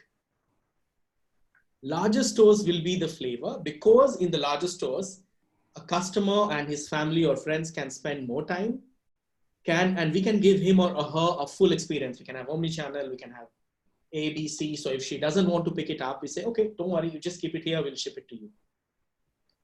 Yeah. But for, let's say we have a lot of online brands which have come up in now, where do they go? So I have seen some examples, let's say in the US and recently in Dubai, we have retail as a service provider, organizations like Beta. What they do is they give rent, they give you a space in their store on subscription. So let's say I'm an online brand. Nobody would come to my store if I just open a small store. Number one, because they don't know me as well. And number two, because I don't have retail capabilities. For them, the way to do it is to go back to these large retail as a service provider who will take care of space, who will take care of employee training, all the things, which make normal people go crazy because that's the only thing they do. And then you rent space. So I would see definitely a definitive shift when it comes to online on low involvement because people are now used to that convenience. In terms of technology, I would use what I call, can my mom use it test? So if it is more technical, then I don't see people shifting back to that. But shopping grocery, especially among educated audience, would change. But for other categories, I think there is a big hope for offline to evolve around the consumer and make her feel good, safe when she comes out to shop in the stores. So that would be my 2 cents. Sure. Amit, let me ask you this, that today, when store business has to shift, or the store revenues that were there in the current pandemic have to shift to digital. And when about, let's say, a 7% or a 10% revenue share of digital has to move to about a 25 to a 30% in 2020, what would you tell the retailers and what would you tell the brands to do in order to be able to achieve this kind of target this year? Yeah, I think, Ritu, the most important thing is that this is a new form of digital. I think sometimes the conversation tends to get confused that e-commerce will become 25. I mean, that's not going to happen. Okay. It's not 25% anywhere. I mean, even US and UK and developed economies, the direct to home traditional e-commerce use case will get a bump up, but that'll be relatively small, frankly. I think in the larger scheme of a country like India, I think what we talk about, what I was mentioning, is a new form of digital, right? What does it mean? It means that how do you get products from, somebody asked this, I was answering a few Q&A questions. What does digitization of value chains mean, right? How do you get products from your factory to your distributor? Is that like digitized? From your distributors to your retailers? From your CNFs, your carrying and forwarding agents, to the multi-brand outlets that many of my panelists, colleagues here run so wonderfully. So there's a B2B angle, which has to be digitized. And that I think can be extremely significant, right? But it's a new kind of digital. Similarly, how you connect a Di Milano store or an Adidas store or a Vira Moda store to consumers is not the same question as the e-commerce question. It's a very different question. And I think the apps people use, the operational model, the marketing model has to be different. So I think the 7% to 25%, most of that value will get actually created using this new digital. And it's a different animal fundamentally. Sure. Jamshed sir, let me ask you this. Now, the same question about what I asked Amit about 7 to 25%, I think it might have actually happened in food and grocery already or something very close, you know, with particularly the kiranas taking orders on WhatsApps and, you know, over calls and delivering. And I mean, I don't remember going to the kirana to the entire pandemic. Everything came to my house virtually. So it's, in one sense, it's probably already happened. And then there are a host of today regional FNG kind of hyper-local e-commerce players who've emerged and who make these deliveries too. And now, and then you look on the other hand at a big investment made by Reliance today in GeoMart with Facebook, which promises to bring entire digitization of food and grocery to happen. So what, according to you, would probably be the digitization? And I think as Rakesh also said, and Amit also pointed out, food and grocery is a packed product. You know, I can understand for fruits and vegetables, it might be a different story, but for a packed product, honestly, what difference does it make whether I buy it from online or go and purchase it from a store? But having said that, as Rakesh said, would you also see much more bigger stores coming in, like in US and other markets where, you know, there could be social distancing, more people come there, they come and actually buy more, rather than having a midway kind of a store? Okay, so let me take your question in two parts. First is 7 to 25%. 25% is not a target to be achieved. 25% is where it might settle. There is no target actually. So companies should not chase targets. What companies have to do is create enabling platforms. Companies, retailers, kirana stores, whoever it is, even people like Amit's company supplying to kirana stores, they need to create platforms which offer a 360-degree option to customers. And then let the customers choose how much of that platform they want to use, whether it's physical or digital or at home. And the estimate is that it will settle at around 25%. But there are some companies who could take it to 50, 60%. So I think it is not a target to go for, but create the enablers and then let the customer choice pave way. I think if you look at experiential food shopping, it certainly is a big opportunity when it comes to fruits and vegetables. When we've seen that internationally, even in earlier times, like Whole Foods, for example, in the US. But unfortunately in India, the main population shops in very narrow baskets. And therefore, while there are experiential food shopping outlets in India, which is like Food Hall, for example, is a completely experiential food shopping outlet. And a large part of Food Hall cannot be replicated by doing online. I feel that it will be very few and far between in India. The kind of purchasing power, it's not the purchasing power, the amount of money people want to spend on high-end food is very limited, even if they have the purchasing power. So I don't see that as a go forward for the next 3 to 5 years.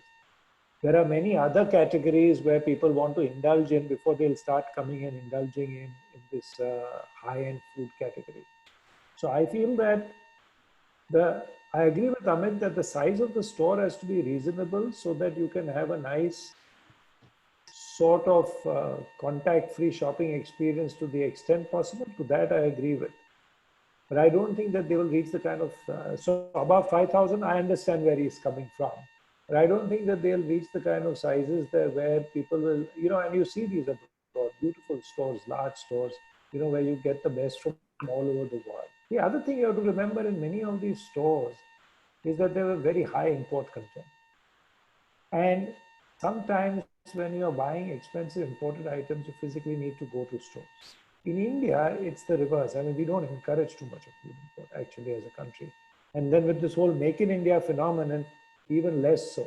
So the need for that showcasing actually will come down, you know, compared to what you see abroad. So when you go to Dubai and you go to a spinny store, everything is from all over the world.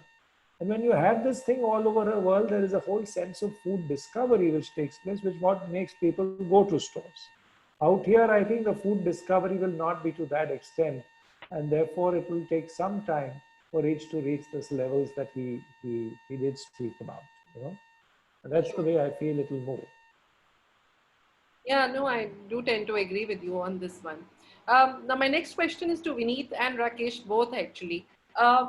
Particularly as I said that, comfort over vanity is probably going to be one trend that is likely to emerge. Now, given that, there is, who are you going to show out? I mean, I agree with Sahil also that while, we pent up to go social, I want to shake hands with somebody. This is what I used to do all the time before this. So, but given that, of course, it's not in my hands. I cannot do that. We have restrictions over there. So now when vanity is going to take a back seat and comfort is going to take a front seat, are you going to change your product lines in some way? Are you going to sort of, instead of, let's say, dressy fashion, you're going to have more comfort fashion? The Lululemons, probably it's their time has really come in one sense, for fitness wear and active wear. I mean, I've practically been in the last 1.5 months barring, and I'm saying this online, that barring being online, I have only worn those yoga clothes all day. So now, given that, and I feel very comfortable in them, and I'm wondering why can I not go to the office in them going forward? Do you feel that you're going to bring a change around in what kind of category of merchandise you had? And this is one part of the question. Secondly, of course, we're going to have leaner staff. I mean, right now the government regulation only says no more than 30%. So how are you going to train your existing staff to also be able to sell virtually or digitally from the store? Vineet, let's start with you.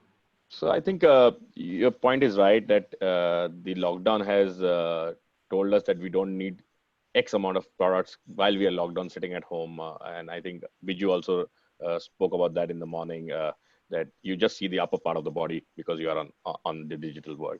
But I think things will change. We are not going to be locked down forever. We are going to get out.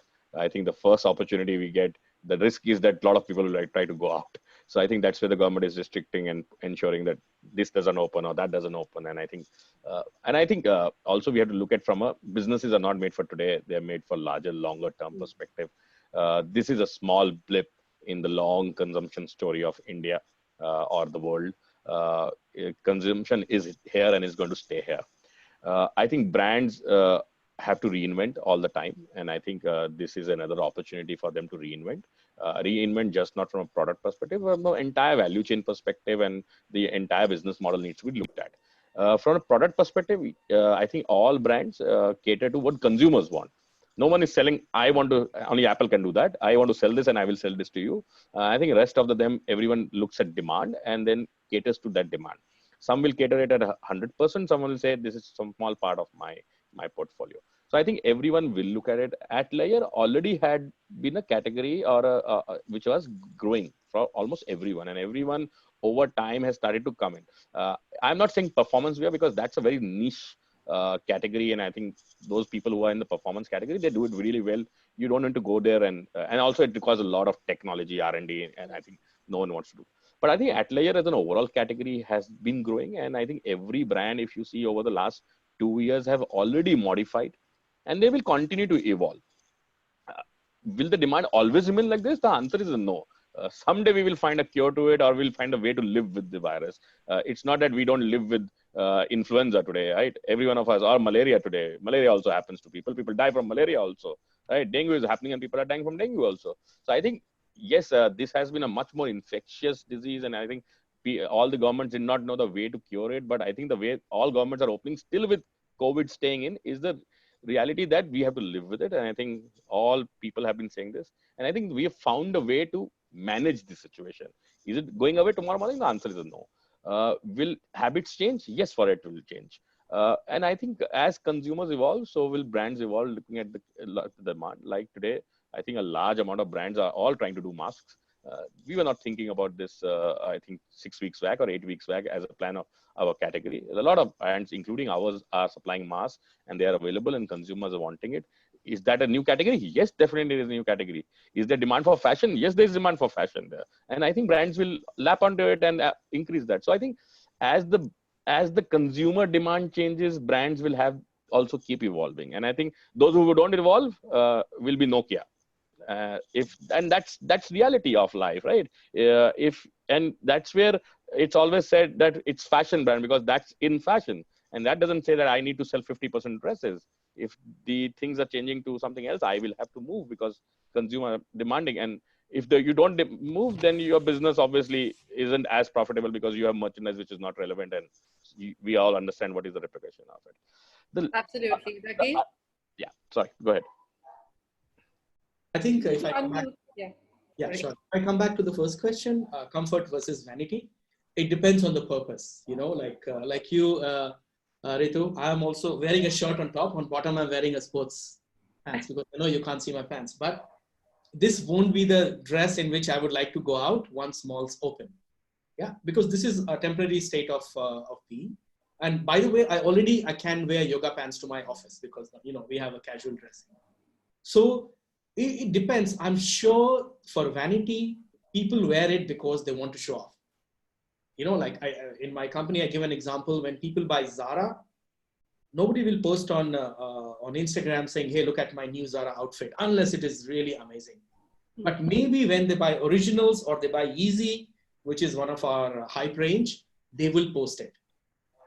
And even after the pandemic, we have one example, but I don't say that's a trend. The Hermes store in Guangzhou, they did their highest ever sales, but I wouldn't say everybody should look at that because it was only a one-time phenomenon and nobody else has done it. So that's point number one. Coming back to the point about how we will do it in our retail stores, I remember a very clear example. When I was working in China, I was handling around 450 stores, own retail stores. I was trying to stop something because it is not as per the brand value. Because in China, WeChat is the app. We have so much pressure on the store staff that they get the contact of customers and they send a mail to customer, a message to customer, "Hey, new product has come. Why don't you come and buy?" And I was like, we were trying to stop it because this is not consistent with brand value. After COVID, this has become a best practice. So now we are asking our team in Philippines to use Viber, which is the WeChat equivalent, team in Thailand to use Line to do exactly the same thing, which I was saying, no, don't do it in China. So just one example of how things change when the situation changes. And just one example I want to say, if I'm a Kirana store today, you know what I will do based on the learning from this? I will move all my branded category to the second floor in the back of the house because I don't need space. And in the front space, I will only sell vegetables and meat because I know Indian customers would love to touch, feel, and buy for that. But for other categories, they don't want to say it. So that's all. Thanks. Sure. Sahil, have you sort of planned any sort of digital strategy going forward? I mean, I understand that, you planning to now see or explore the digital channel in a big way. But what sort of preparation, what runway are you preparing for it in order to be able to achieve that omni-channel or let's say more digital side of business?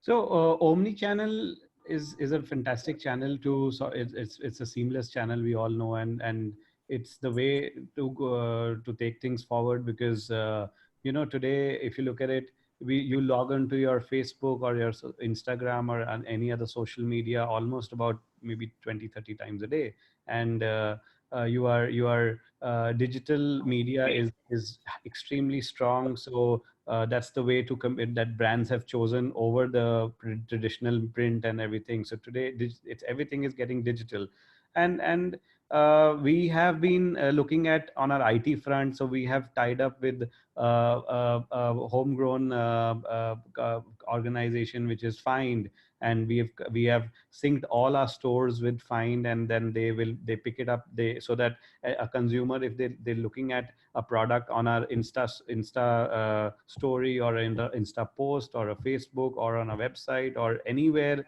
on any digital platform, there's a concept of that shop now, and then you pick it up, and within no time the Find guys, they pick it up and they ship it to the consumer.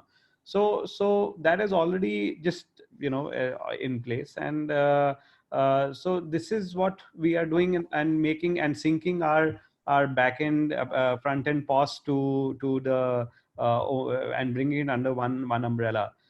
So that's so there's a lot of work on IT front happening. Secondly, also on the data side, so we've got history of let's say almost now 2 decades since we've been in retail in India and internationally. So working on the data mincing, which has been the consumer, which we've never worked in the past, that who has been our top sellers, bottom sellers, in what category who has been buying, what age group. So a lot of, so there's a set of people who are looking at only understanding the previous data, and based on that data we intend to because those have been our shoppers, they've been our users of our product, so it's easy for them to bring it on a digital platform where they know the quality of the product, they know that they tested the product. So on the data side we are working a lot, and tying up with a lot of organization which can help us in doing this.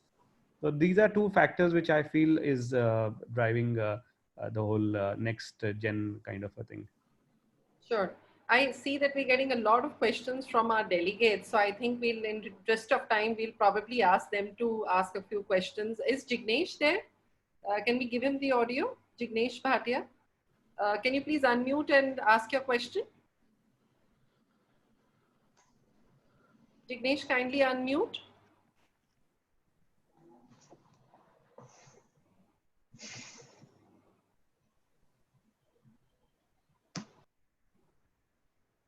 Okay. Can we have the next question from Mr. Manoj?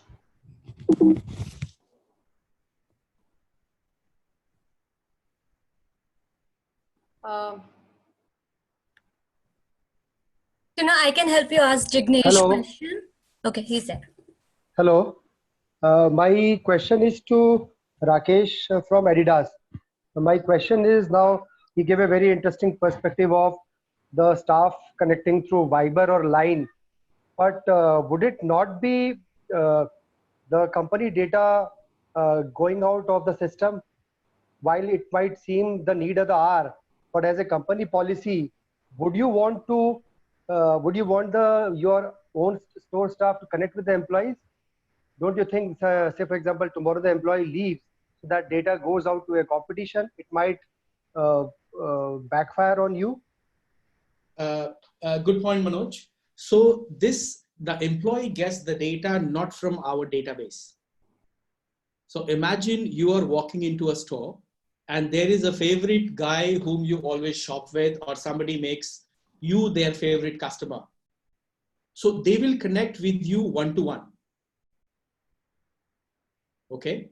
They will connect with you. Hey, like, do you want me to tell you about new things? So like I said, last year, we did not allow this.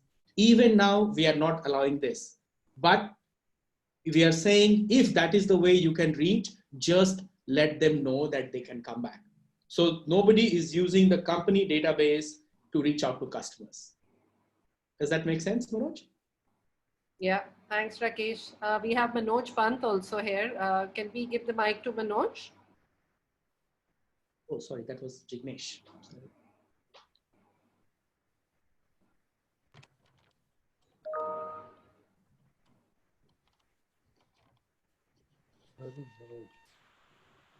Pratima, can you help me with this question, please?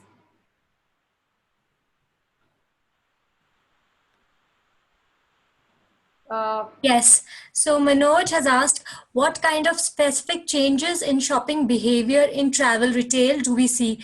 And any panelist can address this. He's not specifically addressed it to anybody. Sahil, you want to take this up? Sure. Yeah, that's a good question again.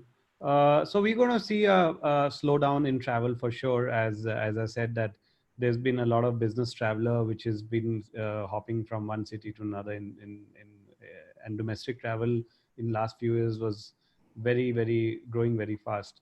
But with this pandemic, people are scared. People would definitely slow down.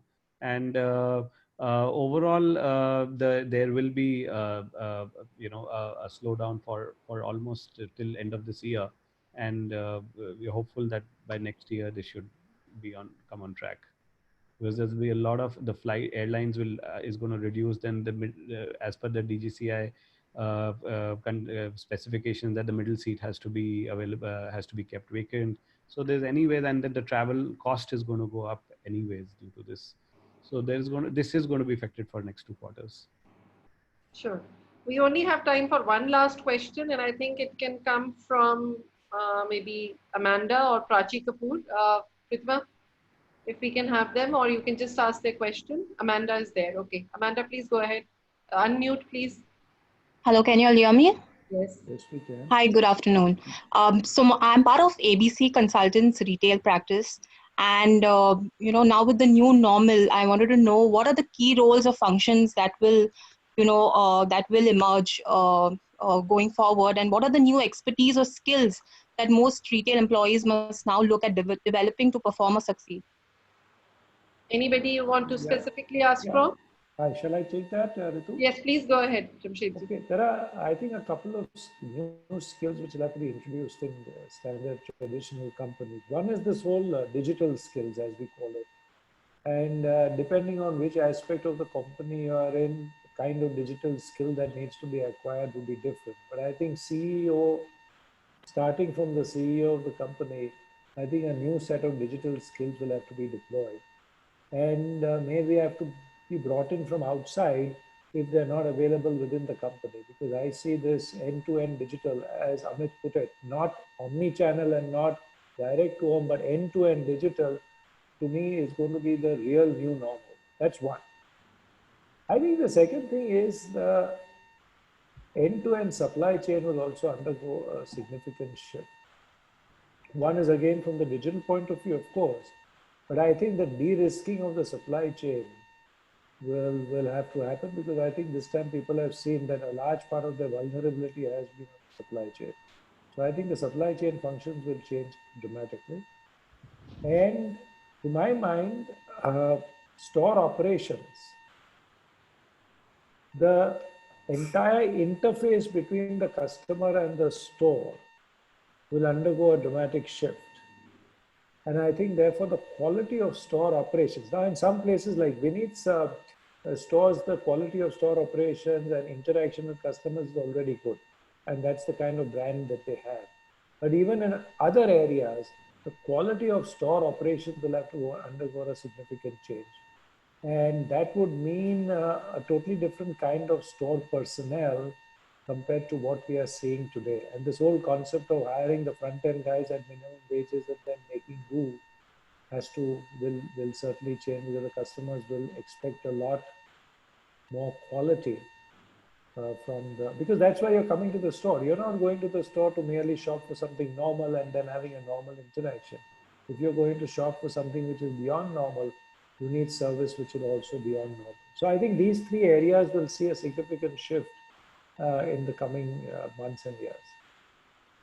Sure. Thanks, Jamshed sir. We actually overshot our time. So just to quickly sort of put together what discussions we've had today.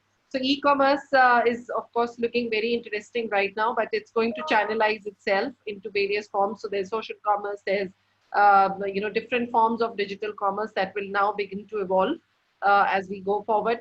Secondly, of course, the customers still love their experience. They love going out, and eventually, once we are ready to live with the pandemic, that is where we are going to, go out, go to stores. But digital commerce is going to be a big side. We are absolutely in the middle of a lazy economy, and it's not going to get any smaller. So we are looking at digital having a big and a large play as we go forward. And of course, as all our panelists have pointed out, that it would mean great many changes within our organizational structures. There will be more digital teams that will also play a big role now in evolving the business. The store staff itself, the storefront people itself are going to need to be trained better in order to handle the digital queries that come from the customers. And lastly, I think, again, as we have learned to live with so many other viruses, this is something we're going to learn to live with. But the kind of retail that is going to come forward is going to look much different from what we are now, and is going to be more customers based on customers' comfort rather than only on what we as retailers can give to customers. So thank you very much to the entire panel for joining us here. Thank you, Ritu. Thank you, co-panelists. And thank you, everyone. Thank you, Ritu. Probably next month when we join together again, we hope to meet, in a place where we can all together come Shake hands. Soon, very soon. Each other. Very soon, Ritu. Yes. I Till take then, Thank you very namaste. much. Yeah. Thank you, everybody. Take care. Thank you. Bye-bye. Over to you, Pratima.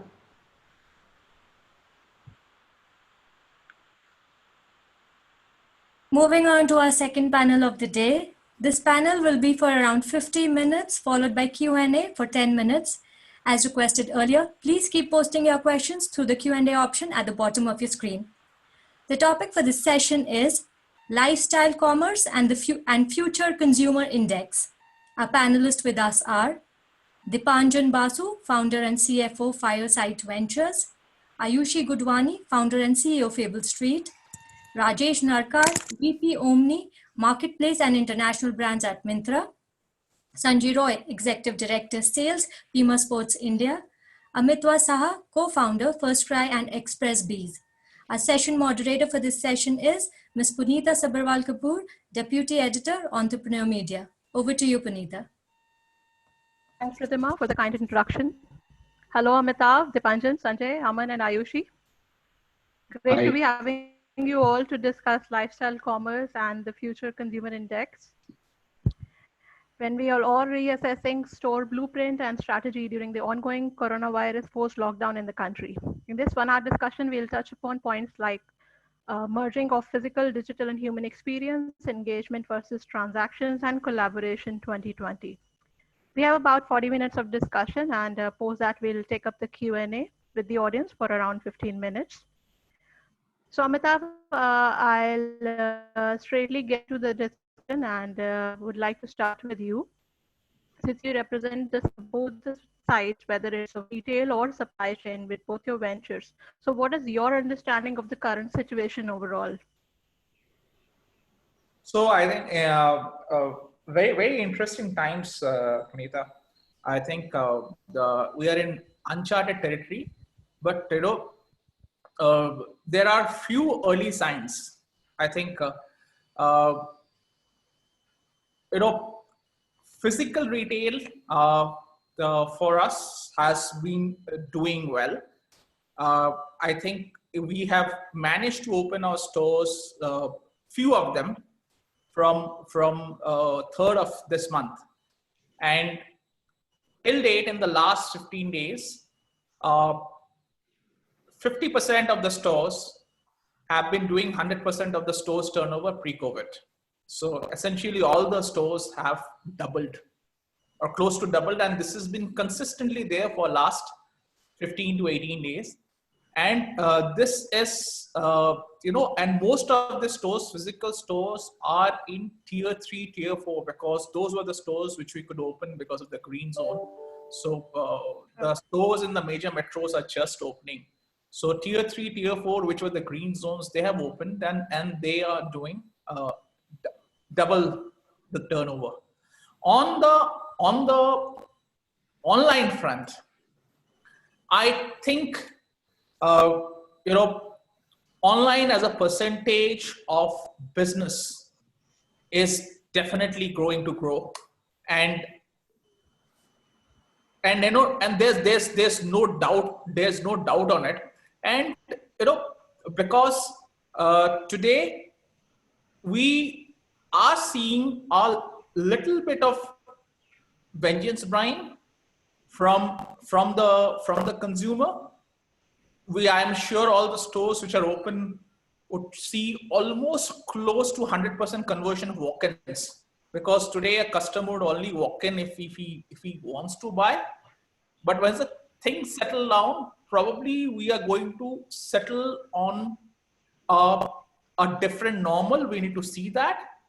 But online as a percentage of overall omni-channel mix, that's definitely going to change. And that's changed in China as well, which was one of the first countries to come out of COVID. And so I believe, while people will buy brands, consumers might, in the short term, consumers might buy less, but they will still buy quality. But post this vengeance buying, I think in terms of facilitating sort of, right amount of choice, because at post this, consumers again would go back to the normal habit of, figuring out what they want to buy. And it might not be sometimes very conducive for the consumer to go to the store and look at and browse everything. I think there, the online strategy, as robust online strategy, is going to definitely help a lot. Sure. So Sanjay, coming to you, while chatting with you in the green room, you mentioned some positive signs of the stores which are open now, and they have seen great consumer walk-ins. So how has been the experience for you so far? Very similar to what was being said earlier. Not too many stores have. Was it to Aman or to me? Sorry. It was to you. To me? Okay. Yeah. So not too many stores have opened. About 30 to 40 stores have opened, mostly in Bangalore. And the initial 2 weeks results are very, very promising. I mean, I've been telling you guys, I've been seeing 100,000 rupees worth of sale in some of the key stores. There have been some, in our terms, we say wow bills, which are about 50,000 bucks a single customer comes and buys. This is very surprising and to me, very, very heartening, because I know the consumers are waiting to come back. They're really, I mean, it could be revenge buying, but it's been around for 2 weeks now and it's still going on. So I think in general, the sentiment is not bad, at least in the offline stores. We also have a very large e-com presence, and I've been told that the e-com is also picking really, really well. Yes, there are challenges in terms of delivery, warehouse capacity, outward situations. All of this is in place. Some of the platforms are not fully functional. They're still partly functional. But the sales that we're seeing, I think it is at about 65-70% of what our general average should have been. And that's not bad for now, because they have limited stock. They have number of warehouses they've opened is less. They've not switched on everything. So it's more of a supply side reason why it's not taken off. So I'm actually very happy to see which it's coming back. It has happened in China. It's happened in Germany. It's happened in the UK. I think it is going to happen in India too. Brands will have a bit of a challenge in terms of the inventory they're holding, and hence the pressure on the brands will grow tremendously. And that's going to have its own set of implications. But overall, I think the positivity is not yet lost in the market. I don't think so. At least so far, not yet. Sure. Aman, coming to you, how has been the consumer sentiment for both? So before the lockdown, we were doing very well. In fact, we were at peaking our numbers before the lockdown. Lockdown suddenly happened, and we were like back to zero because we came under non-essentials, and rightly so. But for a lot of us, headphones is today becoming essential. Also, look at how all of us are here talking. Webinars, work from home is becoming critical. So a lot of us did not have these as essentials, right? The government may have called it non-essential. It was non-essential, I agree. But as soon as the lockdown opened, which was yesterday for us, actually, as like the red zones, which were like, which carry most of our the maximum share. So yesterday we saw 2x jump in terms of our numbers from pre-COVID. So yesterday was like one of the biggest days ever for us in our history. So yes, there is a pent-up demand which is happening. People wanted these devices, so we've done well, and I hope, like as Sanjay said, that it doesn't die down like the alcohol way, but it just keeps on growing from here. That's the expectation with which we are all expecting this to happen. Offline is a little slow. People are hesitant on going on offline right now. They don't want to stand in queues, and for us, offline has been a little slow, but online definitely there is a 2x jump, which is a good sign for us. Sure. Actually, coming to you, you represent a brand which is mainly into office wear, and that too served through online. So how are you tackling the consumer sentiment? So for us, I think it's been almost 2 months now, and as Aman said, like both, so we have been a non-essential category. So we have also been therefore cognizant of not misusing this sentiment incorrectly. So our focus consistently over last 2 months has been engaging the consumer, not looking at driving sales. And then it'll come back eventually. That's been the hope. And we've just focused on building the relevant content, bringing the right brands to the consumer, bringing the right content. Now that the lockdown is opening up, the opportunity seems exciting, but at the same time, we believe that the product portfolio is going to go through a change. Work from home is becoming a norm, and therefore we are looking at how we make our product portfolio relevant to work from home. Thankfully, we were in the summer season, so all the easy breezy silhouettes and everything is going to come back, and we are in a better shape to do so. So I think I would say net, as a brand, we are going to emerge. As a brand, we are going to ensure that our consumers trust us, and we have focused on that consistently. We have been fairly ethical in our approaches to dealing with the customers. And early days, we are seeing, therefore, the traction coming back to us. But it will change and it will evolve. Supply chain has been impacted massively, and I think that's the focus that we are looking at this point in time to ensure that it picks up and we deliver. Interesting. So Dipanjan, coming to you, as a fund, you have invested in mainly lifestyle commerce, and it is again in the non-essential category. So as a fund, what kind of advice or maybe hand-holding you have been giving to your investee companies in these times? I think in tougher times, I think we get to learn sometimes much more from all these companies put together than what we have to advise. But in general, I would break it up into two parts, which we have been doing. I think clearly we don't have a magic wand so as to say on what exactly to be done, because the things change so dramatically from day 1 of the lockdown to day 50 of the lockdown. What we have been doing is something which is very hygiene oriented and consistent across the portfolio, is obviously cash conservation, because what we feel is, while the demand, as you've been hearing from across everybody, demand will come back, things will go back to normalcy. Whether it will take 6 months or it will take 12 months, that's the only question and that's the only uncertainty.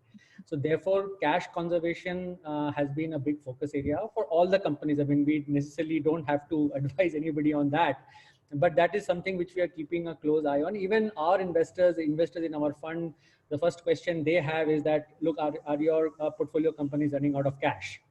And thankfully, a large portion of our portfolio have just raised capital or are profitable, so mostly don't require any urgent infusion of cash.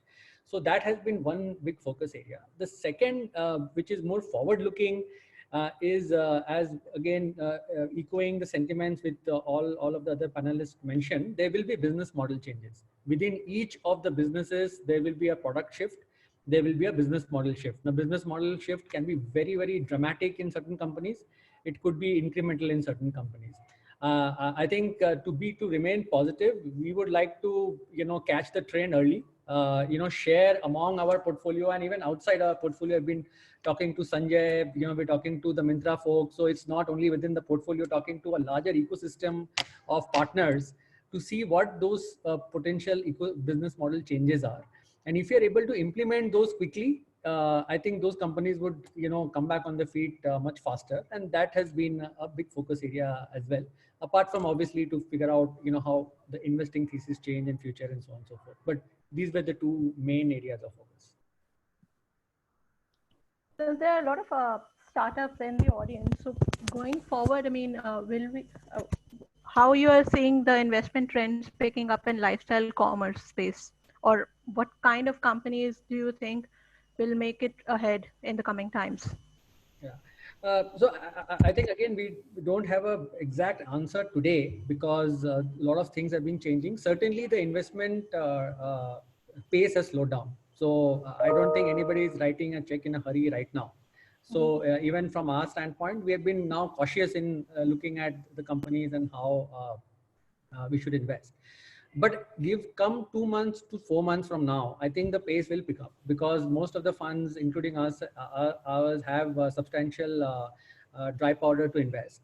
As I said, companies who react faster will actually come back stronger. So we actually may have much better companies coming up for investment than in the past, because these would be the companies who have fought through this, have survived this, and have come out stronger. So in terms of lifestyle specifically, I think within consumer, if I spread segregate between lifestyle commerce and, let's say, other consumer durables / food beverage. So being in the essential category, naturally food beverage, those sectors are not impacted much. So some of those investments in those, especially in the wellness space, health and fitness space, that may actually continue as usual. In the lifestyle space, specifically fashion, right? Because a lot will remain to be seen in fashion on how the trend changes, how some of the large foreign brands, maybe such as Puma, or even in the women's like Zara or Marks and Spencer, they behave. And therefore, what type of new trends, some of these brands emerge, will actually something which I think most investors will wait to see. So I would certainly say investment in lifestyle, which is more fashion oriented, will actually take some time. Maybe, when I say take some time, it will be more like a 3 to 6 month kind of a horizon. But as Aman said, there are lifestyle businesses which are more in the work from home solution area. So we are certainly seeing a lot of traction in the home furnishing business or home decor business or even home electronics business. I think those businesses certainly will come back faster, and those will continue to be interesting investing proposition. So net, a very weighed approach, a very cautious approach, not going to be very fast paced investing in the next 6 months. But certainly it is not a permanent issue. It is going to be at best a timing gap. And I think good companies and startups who have a strong brand, I think, should not have a problem to raise funding in the mid to short term. Okay, sure. So I have a question here for you, Amitav. We all know FirstCry has been tagged as a unicorn, and your investors include the likes of SoftBank and all. So in these times, is there any support or any pressure which is from the investor front? Can you share some light on that? No, I think investors have been inquiring, and they have obviously done their diligence with us, both in FirstCry and Expressbase, how the companies are placed, both the companies are placed. But I think given the level of maturity both the ventures are at, I think other than being in an observer status, the investor involvement is not very high. Although the shareholding of investors are very high, the investors' involvement in day-to-day functioning or investors' involvement in advisory rather than, other than in the regular interactions, which is the board level and other things, are very minimal. So I think it's just the factor of the level of evolution the companies are in. FirstCry is almost a 10-year-old venture, and Expressbase, although it's all of 4.5 years old venture, it's grown very fast, and today it's one of the largest logistics companies in the country. So the stage of evolution matters, I believe. But yes, we have had those interactions with the investors. They were anxious, even we were anxious. We also, they were parlays that we had regularly, because it was completely uncharted territory, and it continues to be so. And we are all sort of feeling our way through, rather than we have a very clear vision of what lies ahead. But as Dipanjan said, the focus has been how do you become more efficient, look at those, look at every expense line with a fine lens, look at what you can do, and some of the things like which you never thought that you can probably do it. COVID has made us do it, or we have taken that leap of faith, and then it's worked out. Sure. So Sanjay, coming to you, at the corporate level for a brand like Puma, do we see any new business models coming up post-COVID, or do you have already started adopting any of these? See, specifically Puma has been very experimental in its business model from a long time. And we have a very balanced portfolio in terms of both offline and online business. We just not e-commerce. We have a very large direct-to-consumer business within the e-commerce. It's just not we sell to Myntra, we sell direct itself. So we have our own warehousing facility which can do single piece shipping. So we have been actually very lucky because we are ahead of the curve from a lot of different brands in this space. Even then, I think ship from store is something which is being tested, tried. We've done this about 4 years back. We let it go because it had its own set of operational issues, and we switched to a more let's say a model which was more workable. But today, ship from store is coming back in a big way, simply because of the load the warehouse has to take, the logistics cost which is getting involved, the time, just de-risking the entire process. So that's going to come up. So that's probably the only new model that we'll probably look at. But otherwise, we have extremely diversified structure, and we are in a very good state from that point of view. We invested, and they're rock solid at this point. So a concept like dark stores, do you think that's going to emerge, which will what is provide local delivery? Sorry, I missed. Sorry. Sanjay, I'm asking, would a concept like dark stores emerge in retail as well, wherein local stores will supply to consumers? Yes, that's shipped from stores. Yes, we are in the process of testing it. It has significant operational problems when doing so, because managing one warehouse for shipping and managing, let's say, 200 different points to ship has its own set of logistics, own set of technological problems, service level problems. So we will have to do it. I mean, we don't have a choice, but I don't know to what extent it will get scaled. Also, keep in mind that this may be for a 6 months. If the market comes back in 6 months' time and goes back to normalcy, some of these may not be required any further. So we're going to do this for 6 months. If it takes off, brilliant. But I think none of the retailers have a choice not to do it. So it's something that we'll have to proceed with. Okay. Sure.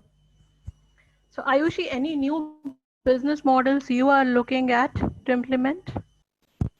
So for us, I think the good news is we've been D2C brand from the start and inception, right? So overall, we've consistently focused on building our technology stack and also ensuring that we are owning the customers and the channels we are working with. So, so from a model perspective, I think not a lot of variation or changes that we see, but I think the evolution in terms of product category. Second, the evolution in terms of the technologies to enable consumers to engage online. Those would be two different types of models that we will evolve. Like, for example, I think with retail, at least there's a fear of going to retail. So the concept of figuring out your fits online, the concept of engaging more with the brands, getting to know more about it, except everything beyond touch and feel will become a very important way for us to demonstrate the same models of retail in an online manner. So we are looking at models from that point of view. So I think that's one. The second model is not from an e-commerce point of view, but we are looking at is how do we build a flexible supply chain overall. And to Sanjay's point, I think the concept around the dark stores and all, but all the brands are going to go through this process and issues of inventory. And the more decentralized the fulfillment will be, more difficult for us it would be to deliver to the consumer, and the inventory issues will keep piling up. So we have started investing in building a very flexible supply chain approach going forward. And that is going to be a new model for us for our retail presence, as well as our online presence, as well as the third channels, which are our e-commerce channel partners like Myntra, Tata Click, Ajio, etc. So those are a couple of things that we are doing, I would say, in this. And a lot of product portfolio variations would be the new models to engage. I wouldn't bore the audience right now on details of the product portfolio though. Okay, so moving to you, Aman, when we talk about supply chain, Boat has been involved in contract manufacturing from China. So during these times, how are you managing it? Is there a Make in India plan which you have? Yes, that's a good question, Punita. So, for us, it has been a double whammy. First, China was closed when we were open, and then now China is closed. We are closed when China is open. So, unfortunately, we were dependent too much on China, and I think the whole world was, not only us. I think we all, as an industry, as people who were reliant too much on China, we've all learned a lesson that not to be overly reliant on one country for all our supplies. So unfortunately in India, we don't have the right manufacturing setup yet, and nobody has it. It's like even if we are looking for contract manufacturers, we don't get them. But it is evolving, like our honorable Prime Minister also said, let's be vocal for local. We all are, and we all want to be. And I think it should all become, give it some time, a few months, few quarters. And I think I started getting feelers from some, manufacturing companies to look at India audio manufacturing. I think we will be there. It's just a matter of time. For sure, it is there. It's like, a post-COVID world will not only be dependent on one country for its supply chain. So including us, we've all planned to do that, and we should do that pretty soon. I hope all the manufacturers in India are listening to you. Yeah. Please contact me if any one of them is manufacturing electronics, please. Okay. So before we move on to audience Q&A, a common question for all of you: have you all, got into any kind of new customer engagement initiatives during these times of COVID? I think for us, lots of them. I think especially on the B2B side, I think post GST it was expected that, especially on the B2B side, a lot of logistics was fragmented, and it was always expected post GST it would consolidate to few larger players. I think starting of the COVID, and I think we were able to start operations being a supply chain company quite early. I think we have been almost signing a marquee brand a day. So last 50 days would have signed on like 60, 70 top names in the country on the B2B. Supply chain, you are going to see a consolidation of supply chain in terms of, what Sanjay Store's spoken about, shipping from the stores, shipping from multiple points. So as Ayushi said, it's going to get more complex about, how do you manage your inventory over 200 points. So yeah, you need a very sophisticated backend, and you need a very sophisticated order management system to be able to do so, to be able to ship omni-channel, maybe offline, online, simultaneously with high degree of accuracy. So a lot of interesting conversations from a lot of leading brands in the country because we have the technology. I think FirstCry is the largest omni-channel brand in the country. It's like we have a 70, 65, 35 split between online and offline. Offline being 35, with around close to 400 stores, and our turnover is very, very significant, and nobody operates at that scale of online and offline. ExpressBees also has a similar technology which is used for certain of the market brands. So a lot of brands talking to us about how do we increase our efficiency, how do we increase our shipping. So lots of conversations. So I think technology will play a bigger role in days to come. Definitely, supply chains will undergo a massive change. You need to look at how do you ship, or how do you reduce your supply chain cost? How do you increase the inventory efficiency? Because how much inventory stock turns, how do you store less and turn, do a higher stock turn? How well are you connected? If you are a multi-brand unit, how well are you connected to your suppliers, multiple suppliers, using the technology to ensure efficient stock turn?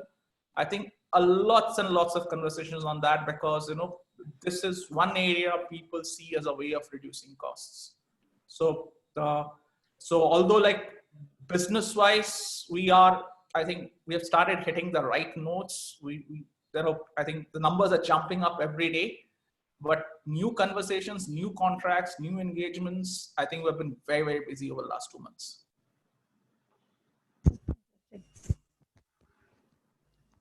I think from a D2C perspective, more from a customer engagement question that you were asking, Punita, I mean, what we've seen is that over 2 months of lockdown, the only engagement channel left for a lot of consumers has been the social media.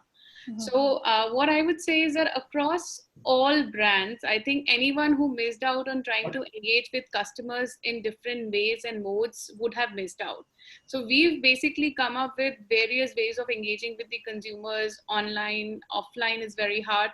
Webinars, sessions, partnerships, collaborations, because that's the time to just at least stay relevant. So I would say that we've come across and touched a lot of those elements from a consumer touchpoint point of view. And I think Aman could also elaborate on a bunch of examples at it. Like we are today at this point in time, we are just talking about 10 brands for which we love and are local, and that's the conversation going around. So we've not focused purely on Table Street. We have just focused on getting intelligent, smart, and good content to consumers, and that's the format of engagement, various channels that we've tried to focus on. So I think that's something we've done.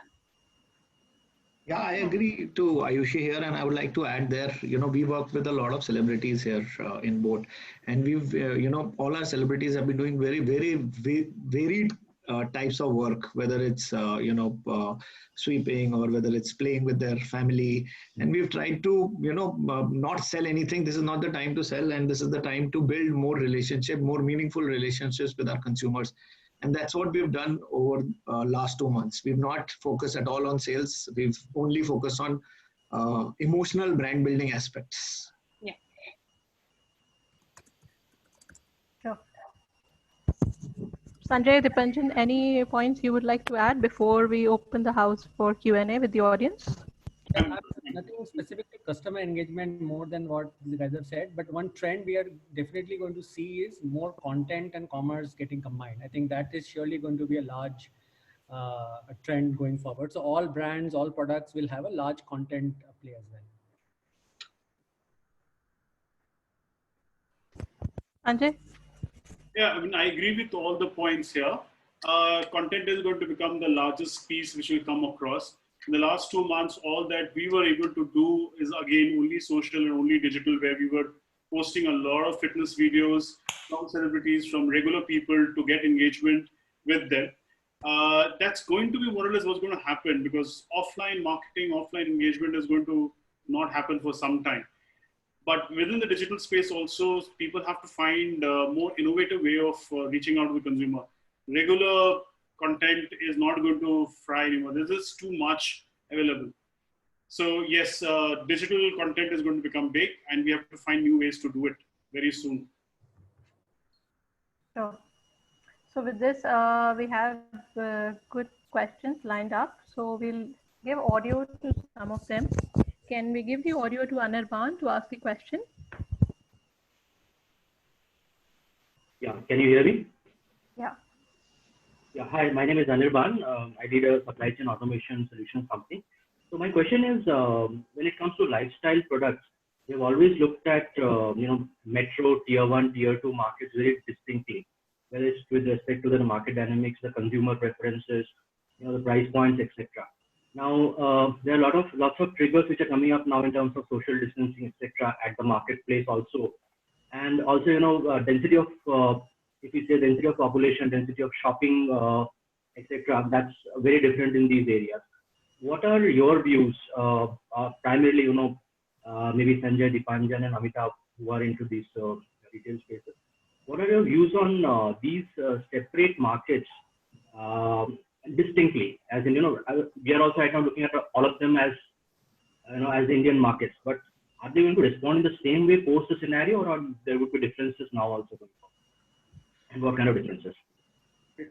So just to give you a point, we operate in about 120 cities, offline stores I'm referring to.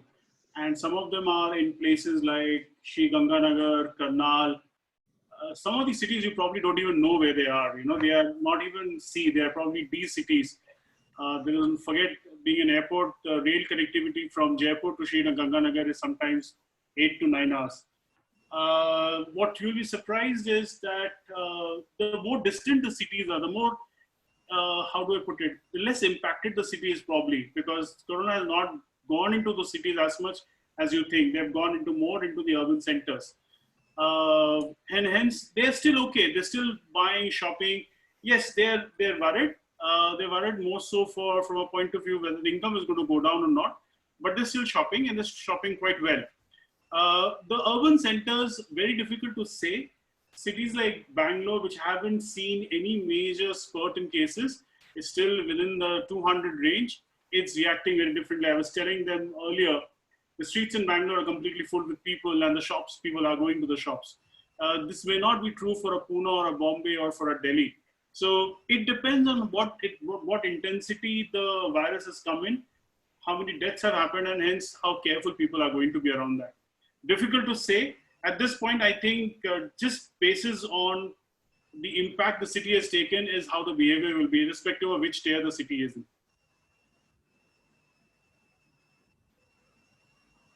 I'll just add one, maybe a more macroeconomic, point on, what could happen. Again, all our estimates. So I think so far we have not seen job cuts and massive unemployment at that level of consumer class, where mostly the spending is happening, which is tier one, sec A, upper middle class. So to that extent, it tells us that maybe the demand will come back faster. But come next 2 months, if we see large scale job cuts from IT companies, from lot of startups, in the tier one, tier two cities, there may be some impact because people may see pressure on their savings, their income, and to that extent there will be certain reduction on demand for that. But right now, standing today, that is just assumption. We are hoping that it is not going to be that deep. And with all the measures which government is trying to do, is all towards protecting that saving, protecting that income. And if that happens, then hopefully that impact should not be there. But that's a risk which we will find out how it plays out. I think, to add what both of them had said, as of now, it looks like, it's not been impacted that much. But I think especially in tier A cities, I think things are just opening up. So we have to probably wait for a 15 days or a month to realize, what actually it is. And while there have not been job cuts, there have been a lot of companies have had a little bit of salary cuts in probably some IT and some non-IT spaces. So no, it also we have to wait and see how this pans out. So there are no right and wrong answers right now. So things are probably not that bad as of now, but we have to look at the recovery and other things to, we have to wait for some time to get to the bottom of it. So thanks, Amitav. With this, we move to our next question. Can we give the audio to Pratish?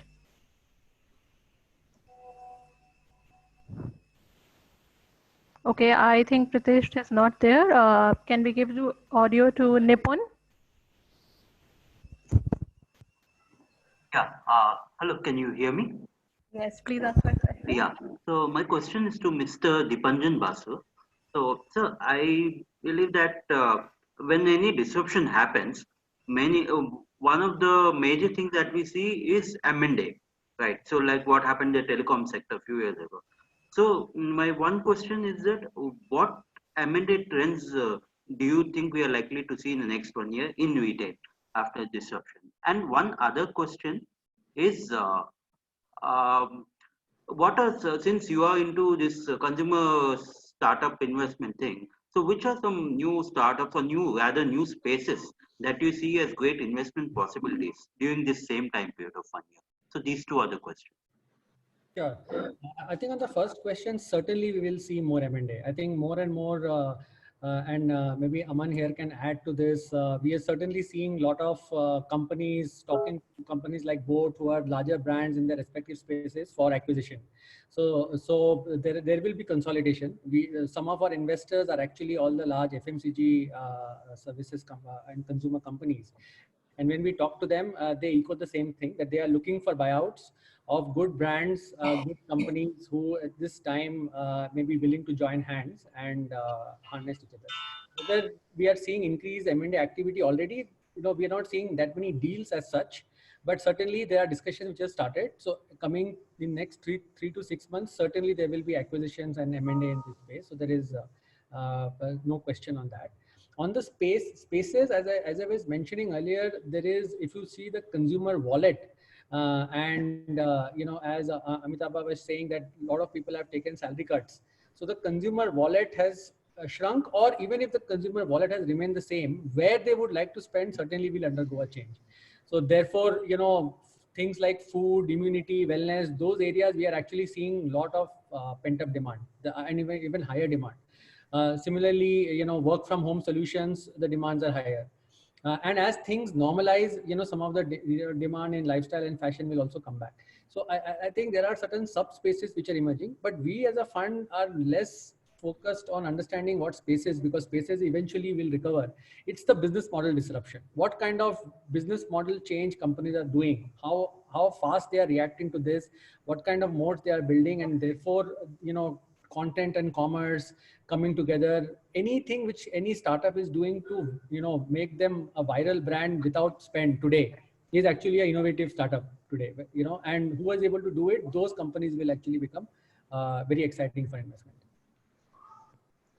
Yeah, I would like to add here to what Dipanjan is saying. There are a lot of, if you look at a small, in a small industry like ours also, there are a lot of players who were offline heavy. And, today they know that the online demand is much higher, and they are all trying to discount or, probably come online and, fight out the online heavy brand. So there is an offline discounting which is started online, and there will be a bloodbath soon, and that will happen. That is where the smaller brands will start feeling the heat. And as Dipanjan said, we've already started getting some people who are ready to who don't have a cash flow beyond a point. They're ready to talk on acquisition or mergers here. So the conversation, as Dipanjan rightly said, has started, and I hope this gets over soon and everybody can survive, but there will be some M&A for sure happening. So with this, we move on to our next question. Can we give the audio to Amit Gupta? Hi, I think part of the answers answered, but still I ask my question to Dipanjan. We are also into retail, online retail for groceries. Our orders have grown exponentially, like since March onwards. But now that bigger players like Swiggy and Zomato with deeper pockets come into the business, what's your advice to us? And is there any upfront advice you can give us in terms of how we could sustain, like doing a price play with them, or doing a competition play or an offer play? And like what can take us along with them into this opportunity that has come through COVID? No, I think a very interesting question, Amit. I think to the little we have seen, I can say two things. One is customer experience and customer service will become bigger than ever before. So I think while Indian customer will continue to be value conscious, anything which you are doing which will solve a particular customer problem in the section and in the area which you are operating is going to be key. Even Swiggy, Zomato, since we work with them and we know them, I think they are going to do a significant of their effort is towards improving customer experience, whether it is on the app, whether it is in terms of your discovery of the products and so on and so forth. So I think your real competition or real moat should be how do we improve customer service. Price, I think, is not going to be that much of a differentiator in the short term. And talking about deep pockets, look, what will happen is one good thing which will come out of post-COVID is that all investors and companies will become significantly more cash conscious. So gone will be the days where there will be billions of dollars of burn and investors will continue to fund that. There will be hard questions even to the likes of Swiggy, Zomato, or even e-commerce on why so much burn is required, etc., etc. So to that extent, the playing field will become more level, and whoever is able to win on a good proposition and a customer experience, I think the market will be large enough to sustain both. I think those would be a couple of my quick comments. We can have the next question from Manoj Pant. Am I audible? So the question is, in the current context, is the existing supply chain for whosoever startup players are in the current supply chain, smaller players specifically, not the large players, do they need to reinvent the business models? I would like Dipanjan to address this first from the point of view of a venture capitalist, and then maybe Amitabha could add to it from a consumer brand owner point of view. Maybe first Dipanjan could address that. Yeah, Manoj, certainly I think the supply chain models would be different. We are already seeing some new model. So to give an example, if you look at the apps like at companies like Migrant, so Migrant is already tying up with e-grocers to come up with new delivery models into apartments, right? Tech companies who are more IoT based, they are already working with some of the larger supply chain companies to figure out what kind of tracking mechanism needs to happen, given now we have this complexity of red zone, green zone, etc. And that may continue for some more time. And there are many examples coming out, and that is what I was referring to in my earlier point, that business models will go through change and supply chain model will certainly go through a change. There may be a rise of lot of contactless, delivery centers, which could be more like the Amazon Go type of model, which they experimented some year back. So short answer, a very significant change is expected. And as a fund, we are keenly looking at those trends to see either there could be interesting investing opportunities, but also more importantly, how the existing companies can take advantage of those new business models. So, to add to what Dipanjan has said, obviously there'll be a technology intervention where, the technology intervention of, how do you make the customer discovery or consumer discovery easier, and what are the new models can you look to fulfill those demands? That is number one. Number two is India still consumes over a huge number of towns and cities, So, you still have, as Sanjay said, you have Sri Ganganagar, where it takes almost Jaipur to there to reach is 8 to 9 hours. So that consumption will continue. So every company will look at how to make those supply chain more efficient, to reduce the cost of supply chain, to reduce the cost of inventory stuck up in the supply chain. Those will be some of the hard questions that will be asked, because supply chain efficiencies can straight away add up to the bottom line and also free up a lot of cash. Cash is one of the key things which is getting stuck in the current situation. So how do you turn around, or how do you get the engine moving with a little bit of lesser cash is of paramount interest.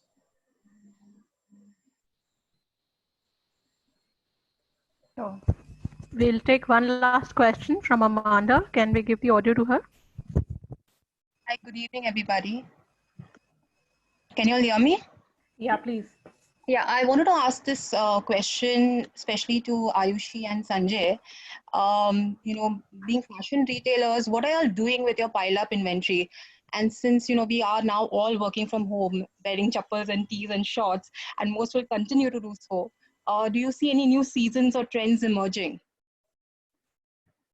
So I think to your first question that you asked, Amanda, we are very fortunate we don't have significant piled up inventory. One of the core aspects of our business model was to not have significant inventory and be a lot more just-in-time player. As a startup, we have been continuing to do so. So thankfully, we're just sheer lucky, I think, amidst these tough times, that we don't have piled up inventory, and we've kind of built up a little bit of more flexible and efficient supply chain model. So it's not a liquidation kind of a scenario, which unlike us, a lot of other brands will have. I think that's a little bit of a quick answer to your first question. To your second question on you working in Chappal and a lot of us actually doing so, the requirement of what the new wave of apparel looks like is going to consistently evolve now. And for sure, the next 6 months trend looks very different. What was supposed to be current spring, summer, or eventually future autumn, winter is not going to be the seasons that are going to remain as such. Even we are completely contemplating and figuring out new ways of working. So we clearly see a bunch of trends emerging, and I'll quickly articulate, and Sanjay, maybe you should add. I think number one is focus on comfort and functionality will precede over fashion, and there is going to be no focus on trying to be perfect in terms of look and feel, but it's more around comfort and what you're going to wear at home, what it is. And therefore I think future trends of maybe athleisure and loungewear will become more important. And for us, as we think about workwear, that's the new wave of workwear that we are evolving. Second, given this entire COVID situation, a lot of focus will also come in on easy to wear, machine wash, antimicrobial, more clean and hygienic clothing. And that's going to become important for us. Even for people who work out of home, you're not going to wear your jeans 5 times a week, which you were used to not washing. You will come and change, and you will ensure that it goes for washing all over again. So that aspect is going to also completely change. And those are the elements, again, we've started working on. And a bunch of other things. You'll try buying from more trustworthy brands. Market will become more organized. Your shift will focus on a lot more value for money products over luxury pieces. So, we will see the changes across all of these trends, and the brands which are going to be agile and which will pick up on these trends and be first to market, I think will bring, at least in the near term. That's something that I'd like to add here. Yeah, so we are a pretty large brand with about 70% business in the offline sector. So of course, if 2 months or 2.5 months you have not been selling, that you do have inventory on your books, you cannot wish that away. Saying that, I think every brand will have a similar position and will apply a couple of thought processes. One, of course, is what can you carry forward from spring, summer to autumn, winter? What can you cancel from autumn, winter? And again, what you cannot cancel, can you carry it to spring, summer? First of all, you're going to try and maximize all of these steps. And to a large extent, this is going to, I'm not saying solve 100% of it, but probably solve about 60-70% of the excess inventory situation that you have. The other 30% inventory which you have to find a good time to clear or start clearing that inventory. Remember that if you do a very, very large sale very, very quickly, it will eat up your next season sale also. So you have to be very moderate. How do you clear it? At least for us as a brand, fortunately, we have a very large section of factory outlets with us. So we're going to push some stock there. So there's not going to be one single solution. There are going to be multiple solutions which we will have to apply. Somewhere you will have to reduce purchase, whether you do this for autumn winter of this year or whether you do this for spring, summer of next year. Depending on your supply chain length, you will have to do some kind of correction. On the other side, at least for sportswear and brands like Puma, athleisure is going to be the savior in our mind. I mean, a lot of other categories are going to struggle because you're not socializing. And she's right, you're going to try wear comfortable clothing, easy clothing, and athleisure was already picking up and only going to become bigger and bigger. Brands which are traditionally athleisure, the sportswear will obviously score, and I expect a lot of other brands to jump into this category now, given that social is becoming more and more difficult. So we, at least Puma and the sportswear companies, I think will be in a slightly better position or advantage position. From an inventory point of view, well, as what I said, there will be some reduction in purchase, some clearance. A mix of everything has to be done to come back to normalcy. So, thanks, Sanjay. With this, I would like to conclude the session and would like to thank all of you, Ayushi, Aman, Sanjay, Dipanjan, Amitava. Thank you so much for taking out time. And just to conclude, I wanted to say the eager shoppers will soon be able to browse their local retail stores as states continue to roll back stay-at-home orders. But instead of testing the swatch of lipstick at a makeup counter or waiting in line to try on summer shorts, customers should expect virtual try-on tools. So with this, thank you so much for joining us here. Hope to meet in person with all of you in the coming future. Thanks, Punita. Thank you, guys. Bye. Thanks. Over to you, Pratima. Thank you all the panelists. It was indeed a very fantastic panel and a session. Moving on to our last session for the day, This session will be for approximately 50 minutes. We will talk about strategies, tactics, markets, and channels that retailers need to define in the post-COVID world. Our panelists here are Amit Pandey, Brand Head, The Collective and International Brands, Madhura Fashion and Lifestyle, Neil Wine Jones, Retail and Luxury Specialist Advisor, UK Trade and Investment, Kumar Sambhav Verma, Senior Vice President and Head Omni-channel, Asia Bata. Our session moderator is Ms. Ritu Maurya, Editor-in-Chief, Entrepreneur India. Over to you, Ritu. Thank you very much, Pratima, and a warm welcome to all the panelists and to the delegates who are there with us. There have been discussions on various aspects. We have looked at from veteran brands to brands which are very young and new, are startups into the field. And while I see that the problems continue to be the same, but of course there is some innovation which is happening in terms of how we are trying to address these problems. So in this panel, we are going to take a more global view of things as well, and try to understand, what is it that we can learn from the rest of the world, particularly from UK, where so many of our brands which are there operating in India have come from Europe and come from UK. And we're so fond of these brands. So, we would love to know what kind of practices are emerging in United Kingdoms by the brands to make sure that, the business continues to remain afloat and the business continues to happen. Understandably, we're living in very dynamic times. We don't know whether we're working today and not working tomorrow. So how do you address such problems is what we'll take up over here and take some global learnings, thankfully. So let me start with Neil. Neil, thank you for joining us from UK.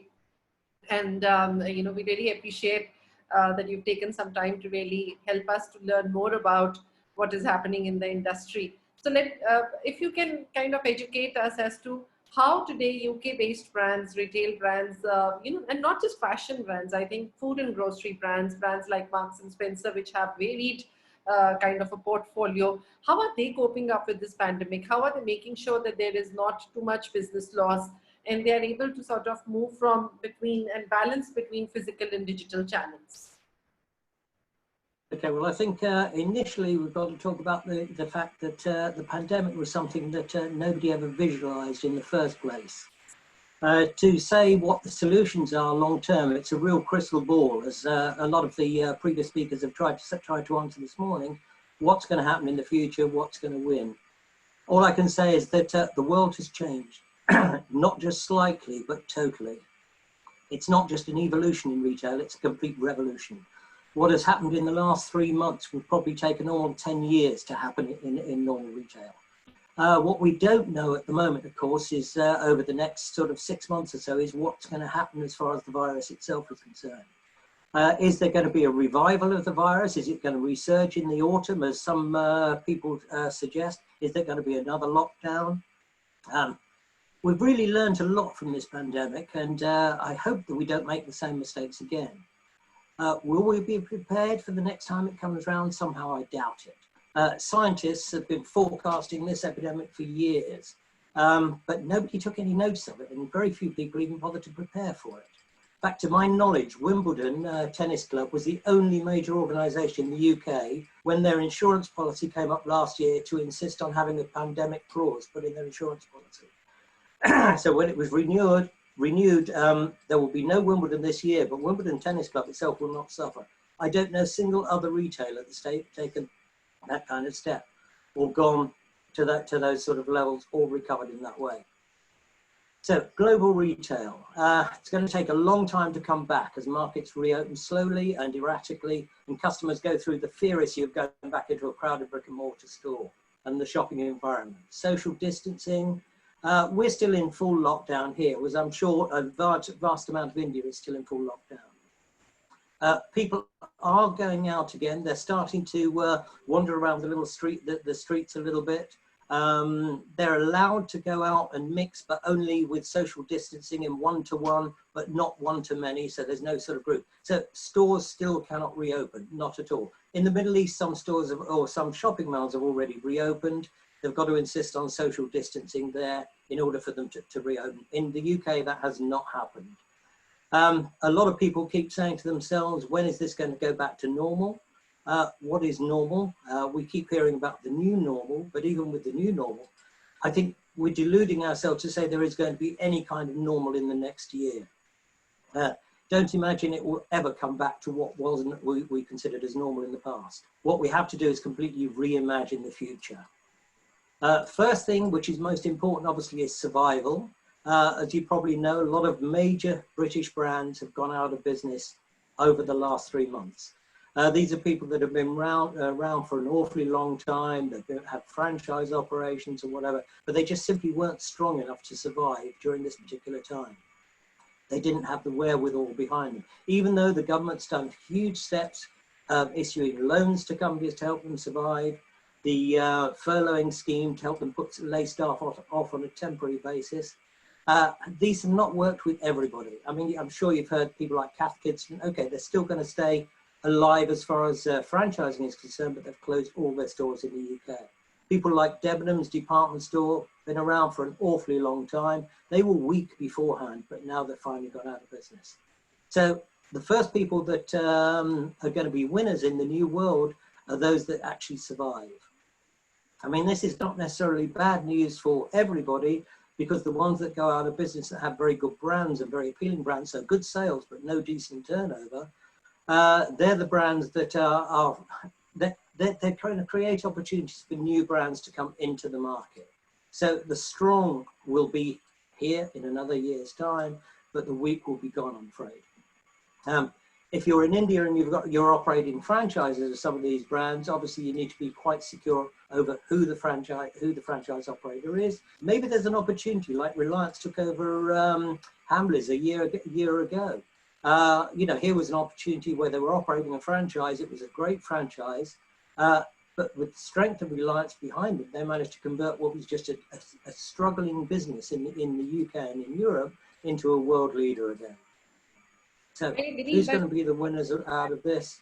The most flexible, the most fast moving, those in the strongest position financially with liquidity, those who have the strongest and most resilient supply chain. We've heard several people comment about supply chain.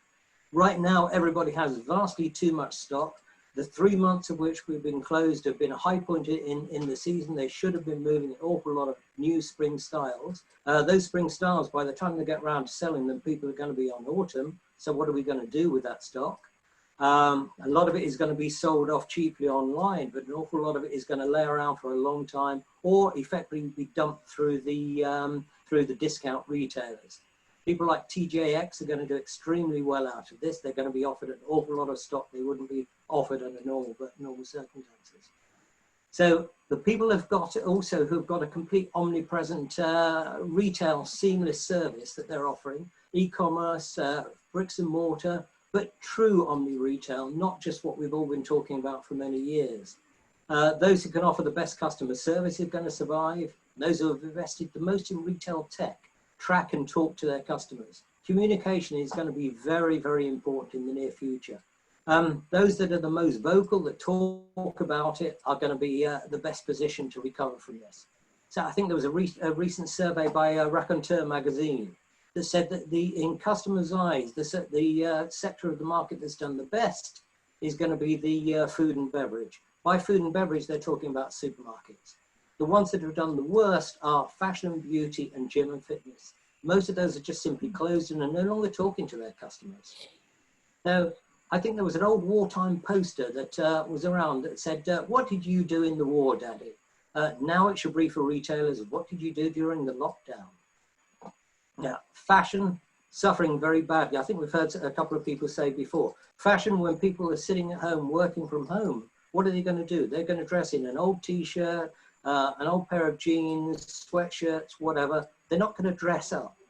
Dressing is to impress, is to go out, to look good when you're going out. If you're not going out, you can't do that. So even online, you know, the fashion industry has been having a tough time. It's not all necessarily bad though, because the advantage is, I suppose, when you know, when the stores do reopen, people are going to start going out again. They're going to look in their wardrobe and think, I need that refreshed. They're going to buy some more things. So that is going to help. The retail here is going to become very much extreme. It's the major high street brands which are having the most problems. discounters and value stores will do extremely well. As I mentioned, that TJ Maxx and people like that is going to be able to pick up an awful lot of very good stock at very good prices when people try to change around their seasons. People used to be embarrassed about being seen going into a TJ Maxx store. Now, not anymore. People don't worry about that. They want the best that they can at the cheapest possible price they can. A lot of people have lost their jobs during this time. The beauty industry is again slow at the moment, but it's going to pick up very quickly once people are allowed out again, when people start worrying about their appearance. The luxury industry is probably one of the biggest, let's say, sufferers at the moment. And according to statistics, they're down about 35% so far this year, and it could get an awful lot worse. So what's going to happen with the big luxury brands, the big luxury retailers? The only way they're going to recover is put up their price, which is going to limit their market even further in the future. So that's saying, I don't think the luxury industry is dead by any means. The people that could afford luxury are still going to go out and buy luxury. But it's going to take a little bit longer to recover to the levels that they were at before. And even then, most of that is now going to be done online rather than in boutiques and in department stores. Department stores, again, here in the UK, I don't know what it's like in India, particularly at the moment, but department stores are really having a tough time. The department stores of today are all online. They're not physical bricks and mortar. People don't want to go into those kind of environments anymore. Sure. So, thanks. Was there something? Go ahead. Go ahead. I mean, I could talk for probably hours on this kind of subject, but I don't want to take up too much of the time anyway. No, we'll come back to you. I just thought we'll also ask some other our other panelists as to how do they feel the retail is for them. So Amit, under Collective, you have so many, you have a bouquet of international brands today and all luxury brands. So, and I mean, as Neil just mentioned, that luxury has been hit. People don't want to invest in vanity right now in any way. And even if they do, what are they going to do with it? There are no weddings to go to, there are no parties, they're not even conferences. So in such situation, how do you see your business sort of becoming relevant once we are actually ready to unlock? And I mean, what kind of extended time do you see your customer coming back? And if at all, it's not as if people are not getting married. So people are getting married, people are doing various other things. So how are you going to be more meaningful? How are you going to engage and talk to them to make sure that, as a brand and from your business point of view and your revenues point of view, your strategy is met up? Yeah, well, I think obviously since the lockdown happened, I think the most important thing for us was health and safety of everybody. Since that came right on top for us, we have even toned down the communication. The only good thing was that we never stopped talking to our customers. Through this entire lockdown, our people were making sure that our customers are fine, just checking on them, etc., etc. And you would not believe it, Ritu, that the kind of demand that we have seen, from the customers it's incredible. Probably the whole thing of revenge buying probably is going to be something. We started up our e-commerce about 3 days back, and we're still not fully functional. But I can tell you already the kind of orders that we're getting seems to be quite promising. I think in India broadly, if you were to look at it from, it's obviously very, very difficult to predict what is going to happen in the future. But if you were to look at it from a perspective of mortality per million people, or even from that matter, infections per million people, we are pretty much on a very, very low ebb of this infection. And one of the important things is, I said, no matter whom you talk to, they have not personally come in contact with somebody who has suffered from the infection. So at least so far, and maybe it was because of probably one of the world's most severest lockdown, at least so far, people have not been so impacted by the pandemic per se. They have not seen that level of death rates, etc. And hopefully, if the reinfections and stuff do not happen, then it might just be that we might come out of it in a good sort of a way. So we are hoping for that. However, reality is this, that it's all really unpredictable. We really don't know how it's going to be. What we definitely do need to do is we need to make sure that the shopping environments are extremely safe. We at the collective have always been sort of holding up the, the flag of high service for our customers. Service has been a bit of a benchmark from what people have got. We were already one of the more omni-channel retailers, so to speak, because it was a very fluent journey between our website and the store. You could pretty much buy on the website, come into the store for service, and vice versa. I think a lot of engagement with our clients used to happen right from the beginning on WhatsApp, where we used to send across some catalogs and things like that, and people used to react to those products and then invite those selections over for their purchases. So in a way, we have been sort of prepared. We are obviously investing, in solidifying some of those practices at the moment. And within next week or so, we will have a new system in which we will be able to track end-to-end these outside of website interactions enabled by our staff. So this is what really we have seen. Obviously, it helps a lot that we are part of a much larger group, with the Birla Group being there. Financially, there has not really been an issue. It's a fairly solid company. Our partners globally have been quite sensitive, because it's ironic in a way that, at least let's say, for example, last time when demonetization had happened, it was an India problem. But when the coronavirus has happened, it's a global problem, and everybody understands, what is happening. And a lot of our partners themselves have been extremely agile in terms of making adjustments to inventory, adjustments to season. So we are working with them to sort this thing in a way that our customers will still be able to see the latest products, as they would be, let's say, in a London store or whatever. So this has been a fortunate thing for us. Very clearly, technology is a way to go. We see that probably there would be, multiple retailers who will be under distress in the country. I think we are still to see the full-blown impact of this particular economic pause.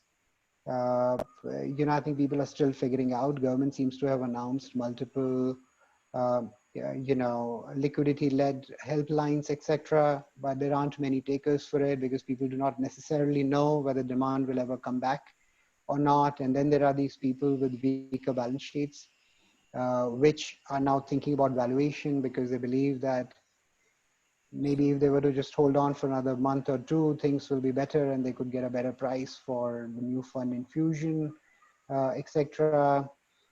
Malls will definitely see lots of new opportunities from tenancy coming around. It is definitely going to be a very, very different world. I think the worst case scenario, which we see, and this is something that one would really fear, is that people reduce their socialization. Because if they reduce socialization, they wouldn't have those occasions to wear the kind of special, beautiful clothes and accessories that we deal with. And hopefully that doesn't happen. Hopefully all the spring summer weddings, which have been now postponed due to the lockdown, come back in autumn winter, and we have sort of a boom time. Revenge marriages, if if use the word. But yeah, I mean, you could say I'm an optimist, but at least last 2 to 3 days, once we opened up e-commerce, those have been good. Yeah. So that's really what's our situation, Ritu. Irrespective, I think right now we are very focused on safety. We're really not looking at turnovers. We're not looking at revenues at the moment. We have a very big practice of personal shopping, in which our relationship managers go to our clients' homes and they, present to them different collections, etc. None of that is going to happen, at least for the next month and a half, because when they go there, we don't know what environment we are sending our staff in. Potential revenue, but maybe try and recoup it out through an e-commerce process in which we actually send out a trunk to these guys, contactless delivery sort of a way, where they can then make a selection and our relationship manager could be there through a Zoom call or something, And whatever they select and they send back the rest in a contactless sort of a way. So safe for the client and safe for our people.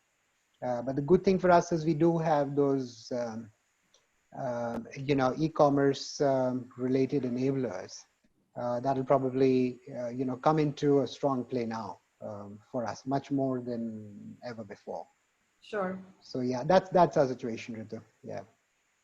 Sure. Let me come to you, Kumar. Now Bata is the first thing when I think about Bata is it's a comfort brand, and comfort is what we are all seeking right now across spectrum, because there is no point in trying to do any kind of wear which is probably related to any kind of socializing or looking good. I mean, so how does it matter when you're sitting at home? So, I mean, have you seen a change in business which has been positive for you, given the fact that the brand is aligned to it? Yeah, definitely. Actually, see, Bata is, I would say, a full spectrum brand when it comes to, or a destination when it comes to footwear. So yes, there are some missed opportunities. For example, school is big for us, and we know what's happening to schools, and I don't foresee them opening anytime in the near future. So there are some missed opportunities, but given the fact that we cater for all age groups, we cater all categories. Just after lockdown, we do see an increase in purchase of comfort and work from home kind of ranges. Open footwear has seen a big surge. We are also a brand which has got a large high street presence along with the malls. So we do see some of our stores opening since some time. And there as well, the consumer demand or whatever pent-up demand we've seen is more towards comfort, which anyways has been a very strong one for us. But it's now going more towards open sandals, shuffles, and that's what we are seeing online as well. And like Amit just mentioned, since we started shipping orders out, we've seen a good number of orders coming in. But we do see a definitive shift in the kind of categories that we were selling earlier, which were more towards casual, athleisure, and stuff like that, which is which has been in trend. But now everything is pretty much around what we can wear at home and be comfortable in. We do foresee some improvement in the health related products as well. So we do see power going to power being a little more powerful as well, because post this pandemic, in the pandemic, people have spent a lot of time working out at home, trying to stay fit. So these are kind of changes that we've seen. Sure. And when it comes to blended commerce, and I'm going to sort of speak to everybody about this, but let me start with Kumar. When it comes to blended commerce, how are you strategizing it? I mean, what percentage of your business you planned, or at least on a, I mean, I know, of course, given the situation we are in, nobody can do any kind of definite strategy, but at least on a broader level, what kind of strategy are you planning in terms of what revenues you're looking to drive through Omni-channel? So we've been going strong on Omni-channel for about a year and a half or two. We are an Omni-channel brand, and what this has actually done is this has only shown the urgency in which brands need to become Omni-channel. It's very important to not culminate the consumer through the journey at one point, which is a retail store or a website, but essentially trying to convert them at any point of the journey. And this is something that we've been doing for some time, and we've seen a good improvement, in this fair. Now, from a communication standpoint as well, what we're trying to do essentially is we see there is a purpose behind retail. There is a reason that retail is still the lion's share of business. The personalized interaction that happens between the store staff and the customer is very important. What digital technologies will essentially do is improve the safety aspect, let the consumer transact more easily. And what we're trying essentially to do is to understand what the consumer has purchased, what their demand could be, and trying to make that product available to him, whether through our digital platform or through our stores using digital platforms. And it has given us good results. Sure. Going forward, from a quick survey, I can say that we do see a lot of consumers wanting to stick to online or increase their spends on online. We also see consumers wanting to interact with their store managers, but use tools like maybe a WhatsApp, or a video call to do their assortment selection, and we somehow, and we help them deliver the product at their home basis their selection. So it's a full spectrum. Again, consumers, there are consumers who say this, they would still want to come to the store. And from the storefront, we've been talking to a consumer through the lockdown. Like everyone just mentioned, their health and safety, our staff's health and safety has been of prime importance. And now we are telling the consumers which stores are open, what are we doing to keep our staff safe, what are we doing to keep the consumer safe, when they come into the stores. Absolutely. No, I agree with you there. Neil, let me ask you this in terms of what Kumar mentioned, that, going forward, omni-channel might actually become a bigger part of their plan.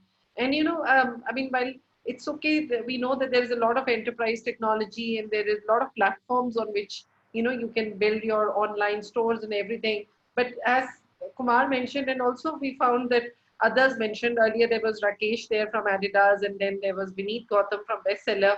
And they all mentioned that, the simple tools like WhatsApp or a WeChat in China, they are all being used extensively for people to see the product, and then those products are delivered to them after a kind of choice or making the final product, placement for them. Do we see such models in London also? And you see, going forward, they might just become the norm over there?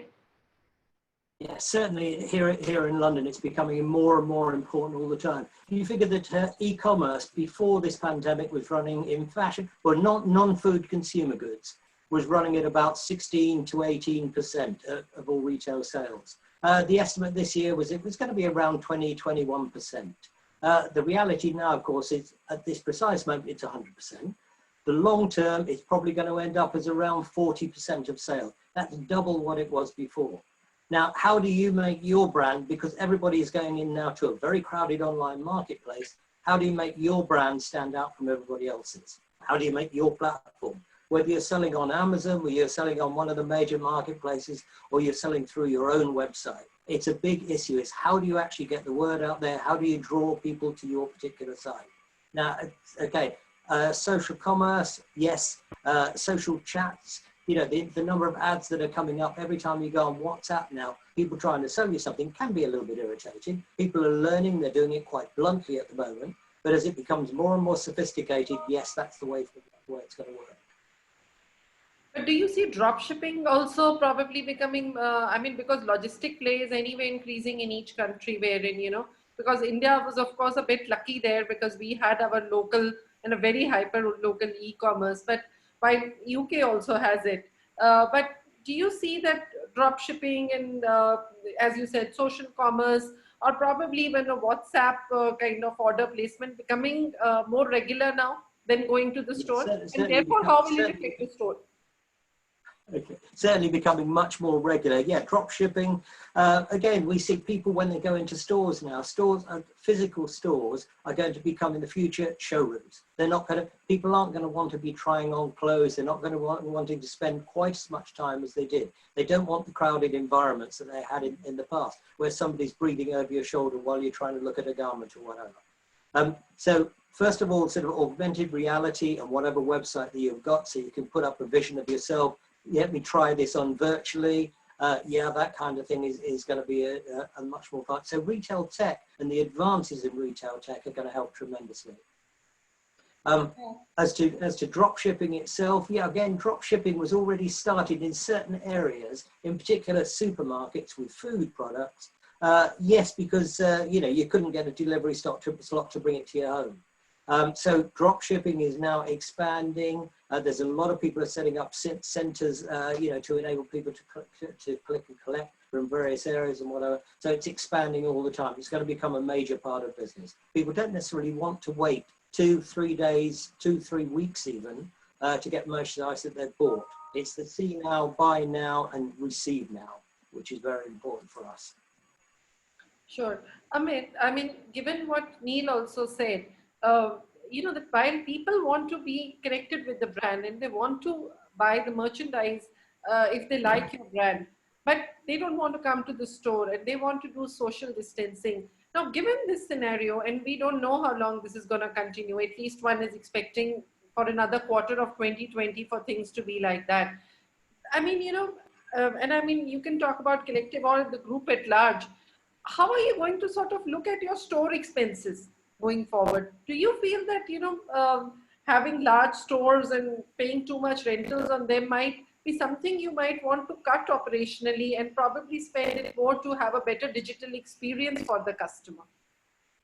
So I think, Ritu, one of the very interesting things that's coming out is this, that when you want to engineer a store which can allow for social distancing, you essentially need to have lesser people in there. Okay, and obviously the footfall is going to be lesser and you're going to have lesser people in there, which means essentially at some point of time you will have to stand up and say, okay, do we really need all this number of sales associates? Right, and how is this space actually being utilized? Is it one of those places which Niels is referring to as a showroom, for example, where just people want to come, take a look, and maybe just go back in, and it's a portion of their consumer decision-making journey where they probably want to come and interact with the physical product and just take their time to get more information online, etc., and complete the transaction there. So there has indeed been some amount of a thought and thinking about how we are to react to something like this. We don't want to, go in too early because these are really, really early days. I think we will probably have to wait it out for it to stabilize a little bit over the next 1.5, 2 months or so. But indeed, there has been discussions about how do we reconfigure our retailing spaces and what would that mean in the future. It'll probably, if you were to take this thought forward, you'll probably have far more specialized selling staff on the floor, but maybe far fewer numbers than you probably had in the past. But let's see, very early days. But that thought has been there and it's been part of our conversations in some forums, yes. Kumar, while in extension to what Amit said, I know that Bata probably went for large store formats in the last few years than they had earlier. And given that scenario wherein, you have large store formats, but social distancing doesn't allow for you to have a lot of people, which means that the throughput that you're going to get from the store is not going to be that big, what you earlier thought of when the store was actually made. Now, how are you going to balance it out? Are there going to be like virtual mirrors in the store so that people actually don't have to, or how are you going to put technology within the store really to make it more convenient? I totally resonate with Amit there. The role, I've been in e-commerce for a very long time, right? And then omni-channel. So the role of store and the role of staff is something that, we've been in the digital parlors have been talking about that, this is going to change, this is going to evolve, there's a whole new dimension that's going to come into retailing. And this is only just going to, fast forwarding the whole situation. Without commenting on, of course, every retailer will have to take a hard look at the store space, at the kind of number of stores they have, and the staff productivity norms, etc. Digital will play an important role, whether it's mirrors or whether it's tools provided to the staff to serve the consumer better, to improve conversion, to improve productivity. And numerous of those tools are already available with the staff in our case, and we are constantly going to enhance them.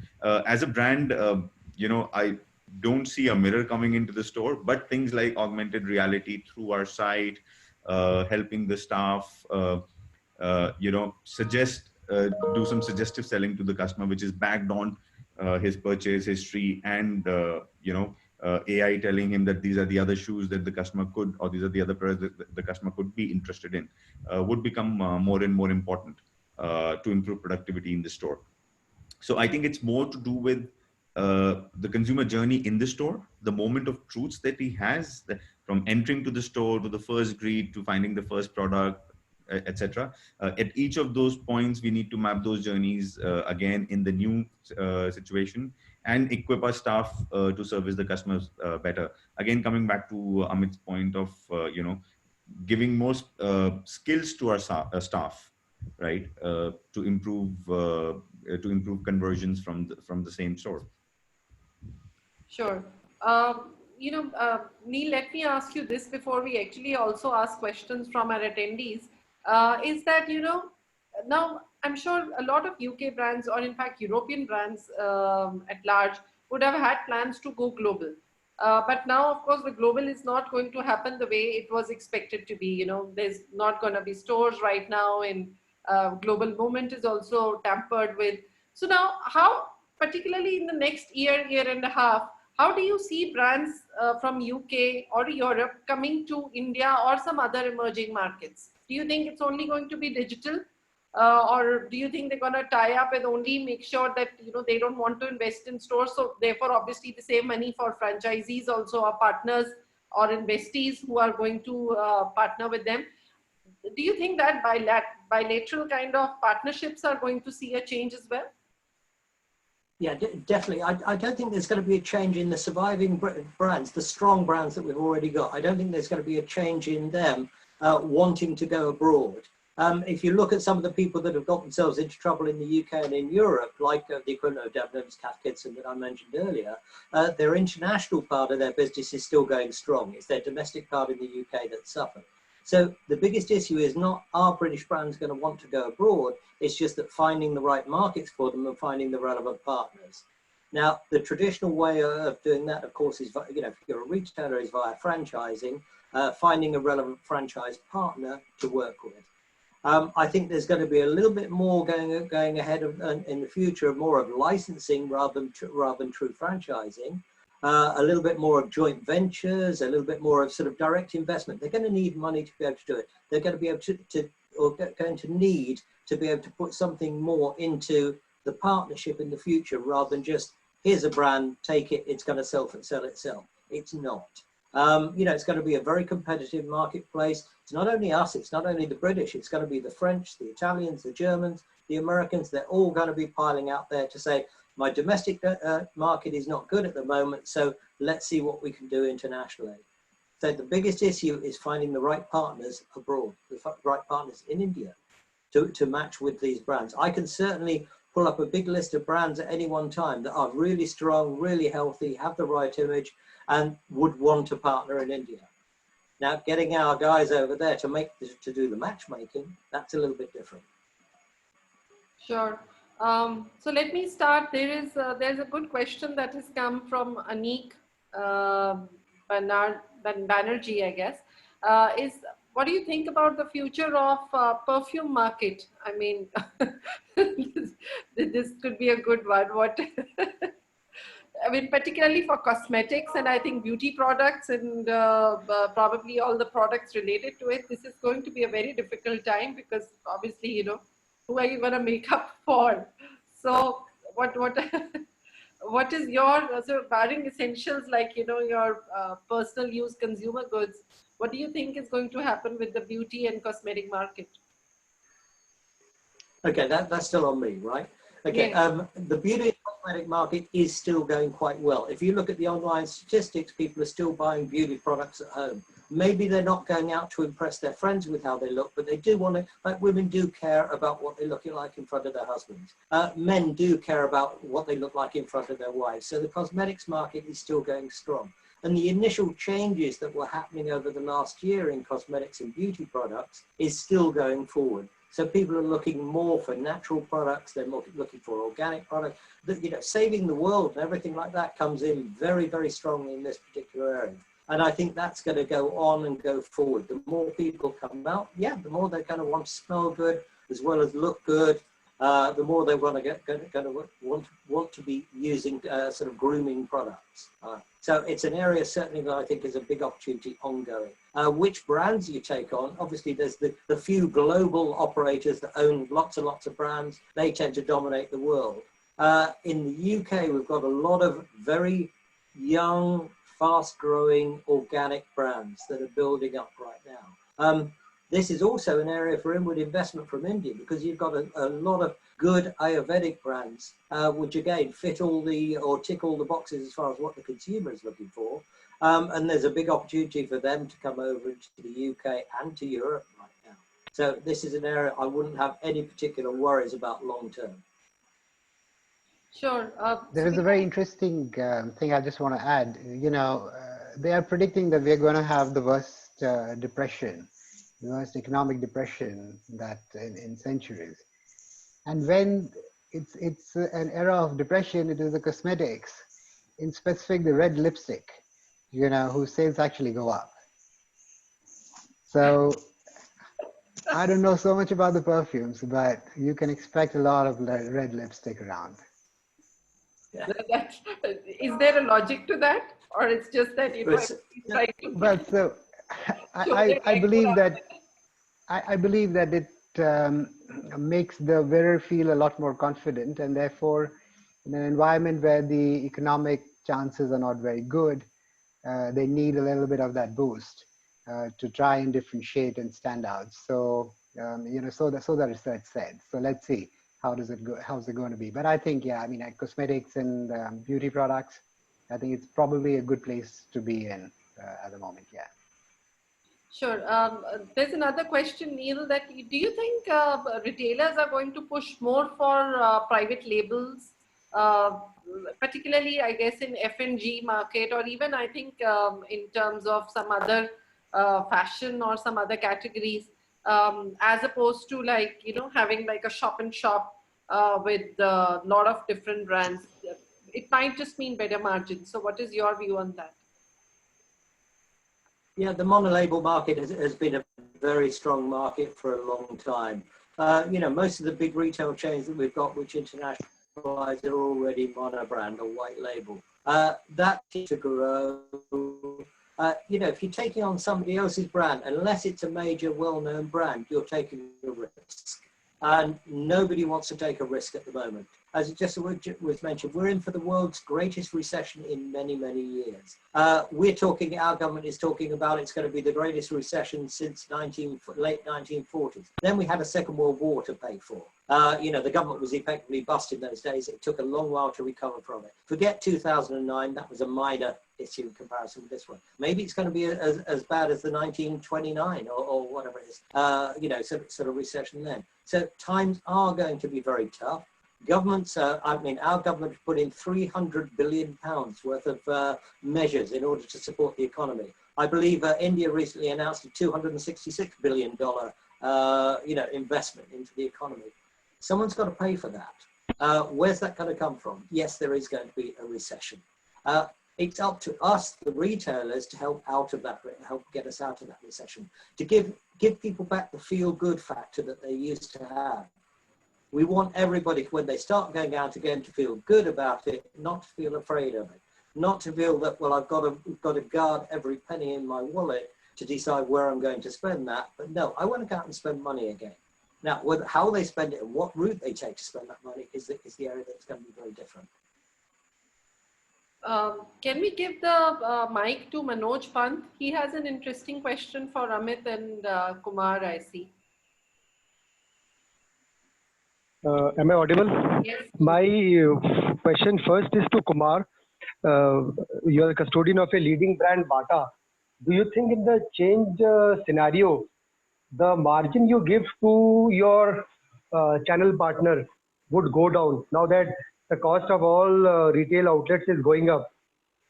And maybe then Amit could comment, because you would not be having more of channel partners, but yes, you might be having some channel partners like franchisee, where you might want to renegotiate your terms of trade in the era of increased expenses. First, my question is to Kumar. Maybe. Great question, Manoj. See, the good thing, or the better thing in the situation right now is that as a brand, we are essentially a retail-focused brand. Pretty much all the stores, not all, I mean, the large chunk of our stores are essentially all run by us ourselves. There is a non-retail business, and I believe in that business as well. I think it's more about the MBOs wanting to cater to the new consumer demand which is coming in post lockdown in the open and in the open and homeware category. So I don't think that there's going to be a shift in a margin from that perspective. I do believe that going forward, sourcing is we'll have to take a very good look at the way we source, because one, the category share could shift a little for some time. Two, factories aren't fully operational right now, right? So more focus is on that part, and from our own store perspective, from the .com business perspective, and from our channel business perspective, I don't see a big change from a margin standpoint. Amit, you want to answer that? Yeah, Manoj, I mean, to tell you the truth, the immediate business that I manage, we don't have any channel partners. We pretty much do it ourselves all the way through. At the same time, I would like to highlight another very important way in which at least we approach business. You know, I think this is a crisis for everybody. It isn't as if that the customers is not in crisis, or the franchisee is not in crisis, or the landlords are not in crisis. Reality is it's for everybody. Nobody really knows for sure how much is the hit at the moment and who's going to get hit when, what, etc. Things are extremely chaotic at the moment. You know, and for us, frankly speaking, with every partnership that we have, what is important is to understand how we can keep the good things going. You know, we have benefited with our partners. They've been with us for a really long term. We will want to understand and see how the trends actually shape up, and make sure that everybody in the chain across the board has got enough, you know, first to survive. Okay, and we being the larger company in the market, we have a responsibility to make sure that we help out a few folks along the way, people who have invested on businesses, etc. And at the same time, once we are through with this, then, you know, how does the value chain shifts, etc. Probably there will be some changes in the, you know, in the value capture across the chain, but that'll probably be reflective of the more deeper consumer trend shifts or the trade shifts. And it is still time for that to evolve. But yes, I mean, these are really unprecedented times. We have to be ready for almost everything. We have to keep our ears on the ground, understand in every way how things are going, and then react to them. But yeah, great question there. Sure. I think Amanda has a question for Neil. Hi, good evening. So I'm part of ABC Consultants, and I specialize in the retail practice in India. And Neil, so I wanted to know, India and the Middle East, especially, they hire a lot of talent, expat talent in roles such as design, buying, and merchandising. Going forward, do we see this trend continuing? Would expats in these functions and expertise be keen to look at international roles? Amit and Kumar as well. I mean, would you all be open to hire expats, for international roles at senior levels? Okay, well, I mean, my response on that, yes, of course, there'll always be a big demand for expats, but when there's always the view that skills somewhere else are better than the skills at home or the skills locally available. But when you're expat or any else, you just want to hire the best talent available and the best people that you can get your hands on. Retail is becoming global. Retail is becoming very sophisticated in every country in the world. And there are those skills and talents everywhere. The biggest issue that you have in the Middle East, why there's so many expats there, is because there aren't enough Emiratis to fill the jobs. If you look at the percentage of the population that are actually locally born Emiratis, as opposed to expats from wherever in the world, whether British, Australian, American, Pakistani, Indian, wherever. It's it's a complete imbalance. So you want the skills there, you've got to hire from a global basis. India, I don't think, has that issue. Apart from the fact I can't guarantee it's easy enough to get a visa to go and work in India these days. Well, I'm told that the Indian Foreign Office is only playing back the compliments. So from our side, Amanda, I think, I mean, to tell you the truth, in the collective, we did have quite a few of the expats when the business was set up, because there really hasn't been true blood luxury super premium chain in the country. And we had quite a few people who came from abroad. And then, of course, today the entire management is Indian, and I must tell you that in the last 3 to 4 years, we've done very, very well with the fully Indian team, and therefore the skills already exist. Having said that, we are always open to to hire people which bring in the right kind of exposure, the right kind of the skills and understanding of the segment. So we are open, but of course, you know about the hiring industry better than I do. I don't know if there are that many number of jobs around at the moment. Well, I think that about does the questions from the audience.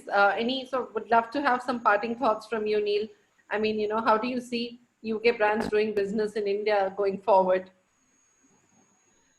Going forward, like I said, there's going to be an awful lot of opportunities. There's an awful lot of openings, let's say, for something new. Because what people want when they go back to shopping again is they want something new, something a little bit different. Whether these differences are created locally by local brands or by bringing in new international brands, there's a big opportunity there, and that's right across the board. There's lots of opportunities arising which we never even thought of before. I think somebody mentioned earlier about masks, right? Masks, when they first came out, nobody wanted to wear because it was a piece of paper across your mouth or whatever. It's become a fashion statement now. I mean, one of my kids just got via mail order. They got a Christopher Kane mask, which is a top-level British designer. So they can have the little label across the bottom in a nice design fabric. There's always opportunities coming up. There's always something to happen in the future that we haven't actually thought of or forecast. Sure. And that goes across the sector. Sorry, what was that? I was saying that goes across the board in all sectors and all subsectors. Whether it's fashion is having a tough time at the moment, yes. Food and beverage was having a tough time, but suddenly everybody's invented new ways of supplying food out of their restaurants. So virtually every restaurant in the UK is reopened now, but for home deliveries or for takeaway. There's even a pub just down the road from me that does beer to go. You go up to an open counter and you buy your pint of beer and you go to the park opposite to drink it. People are always going to find opportunities out of this. Absolutely. Amit, I mean, how are you going to sort of evolve your business strategy going forward? I mean, let's say in a short term, what is it that you're going to do to drive revenues? And then in long term, what changes are you likely to make to your business in order to be able to balance out, or let's say even match your 2019 numbers? So I think, Ritu, the short term is really just about the safety. I think we don't want to get into a situation in which we open hastily and our staff gets sick, and we don't want to get into that sort of a situation. So we are sort of we've made very extensive safety practices, etc. So for now, that's what it is. We are obviously available for the customers to serve. We will let them know that we are available, our services are available, and they're safe and hygienic. They can visit us at the store and follow the practices and stuff like that. We do see that, at least last 2 to 3 days, if there's anything to go by, I think there is there's possibly a pent-up demand in the market. I think people want to, come out and shop. They want to possibly start living again. And that would obviously be an interesting thing, because we have a lot of good things that, can, live up to whatever, whatever money, etc. that you have, etc. You can really, truly live up to it. So, which is great. There would definitely be a shift towards the athleisure set of products, which we were already fairly strong in, I think, but it will become a lot larger. It depends on how the customer behavior goes. For example, if people do socialize less, it could then therefore be that they go out only for even more special occasions. If so, then we have to provide for even more special products to them.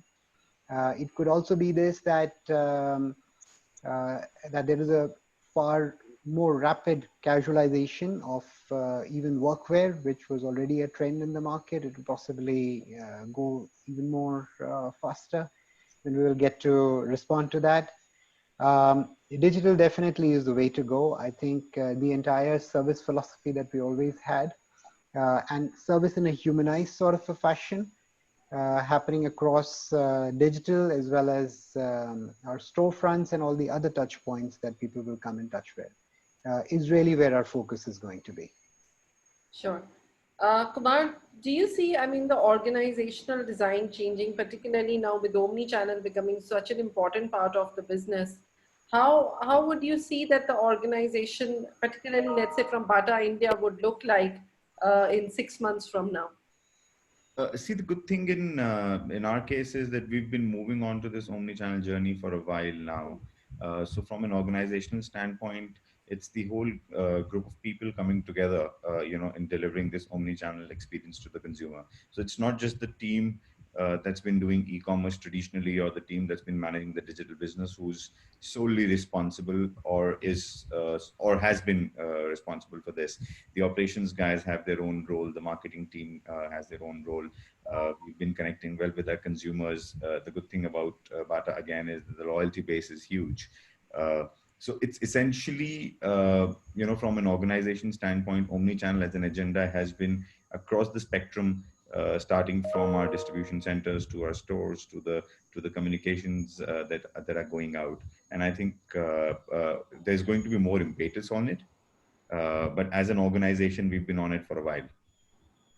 And what percentage of your revenues do you see coming from Omni-channel going forward?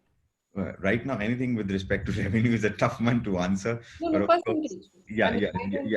Nobody knows about revenues, but I mean, percentage-wise, what kind of revenues are you looking at coming from Omni-channel? We are looking at the digital and the omni-channel business overall across the 10% mark of the organization. I wouldn't put a timeline to it given the scenario, because of course the retail numbers are different. So of course the share would be very different than what it was in the pre-lockdown scenario. But our endeavor is to breach the 10% mark and then 15 eventually. Amit, how much percentage terms of your entire revenue you are aiming from Omni-channel? So Ritu, we are in this, I'll give you some numbers, but since you've asked me from a numeric perspective, I can't tell you an exact number because we are awaiting our audited results, so I can't reveal that. The e-commerce for the collective was already lower double digits. Okay, that was just pure digital business. Okay, and take that number and double that, it was already our personal shopping. So we already have a very significant chunk of business that comes from off the store. And all of these processes were already happening. We were fairly robust on this. Last 2 days, it's been 100% for obvious reasons. Yes, of course. Right. Going forward, we are converting every bit that our associates were sending, every WhatsApp message that they were sending, they're going to send in through the new platform and system that they're doing. So maybe we were not able to count that sale, but we will probably be able to count that sale tomorrow. I think there will be a time where almost significant chunk, probably half or around that, I think would be integrated in one way or the other through our digital journey. It will not just be okay, I walked into the store and I bought it kind of a journey. I think, and I'm not talking just the information seeking, because through our social media, for example, we're reaching out to about 3 million high net worth individuals every month.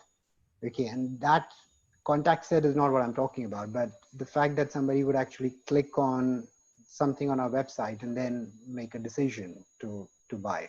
Probably it will, if not 50%, I would say by the end of next year, I would expect it would cross somewhere around 35 to 40%.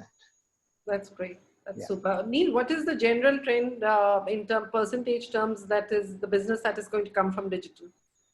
I think I just mentioned it earlier. I agree certainly with Amit of where it's going to end up, certainly in Europe in those kind of areas anyway.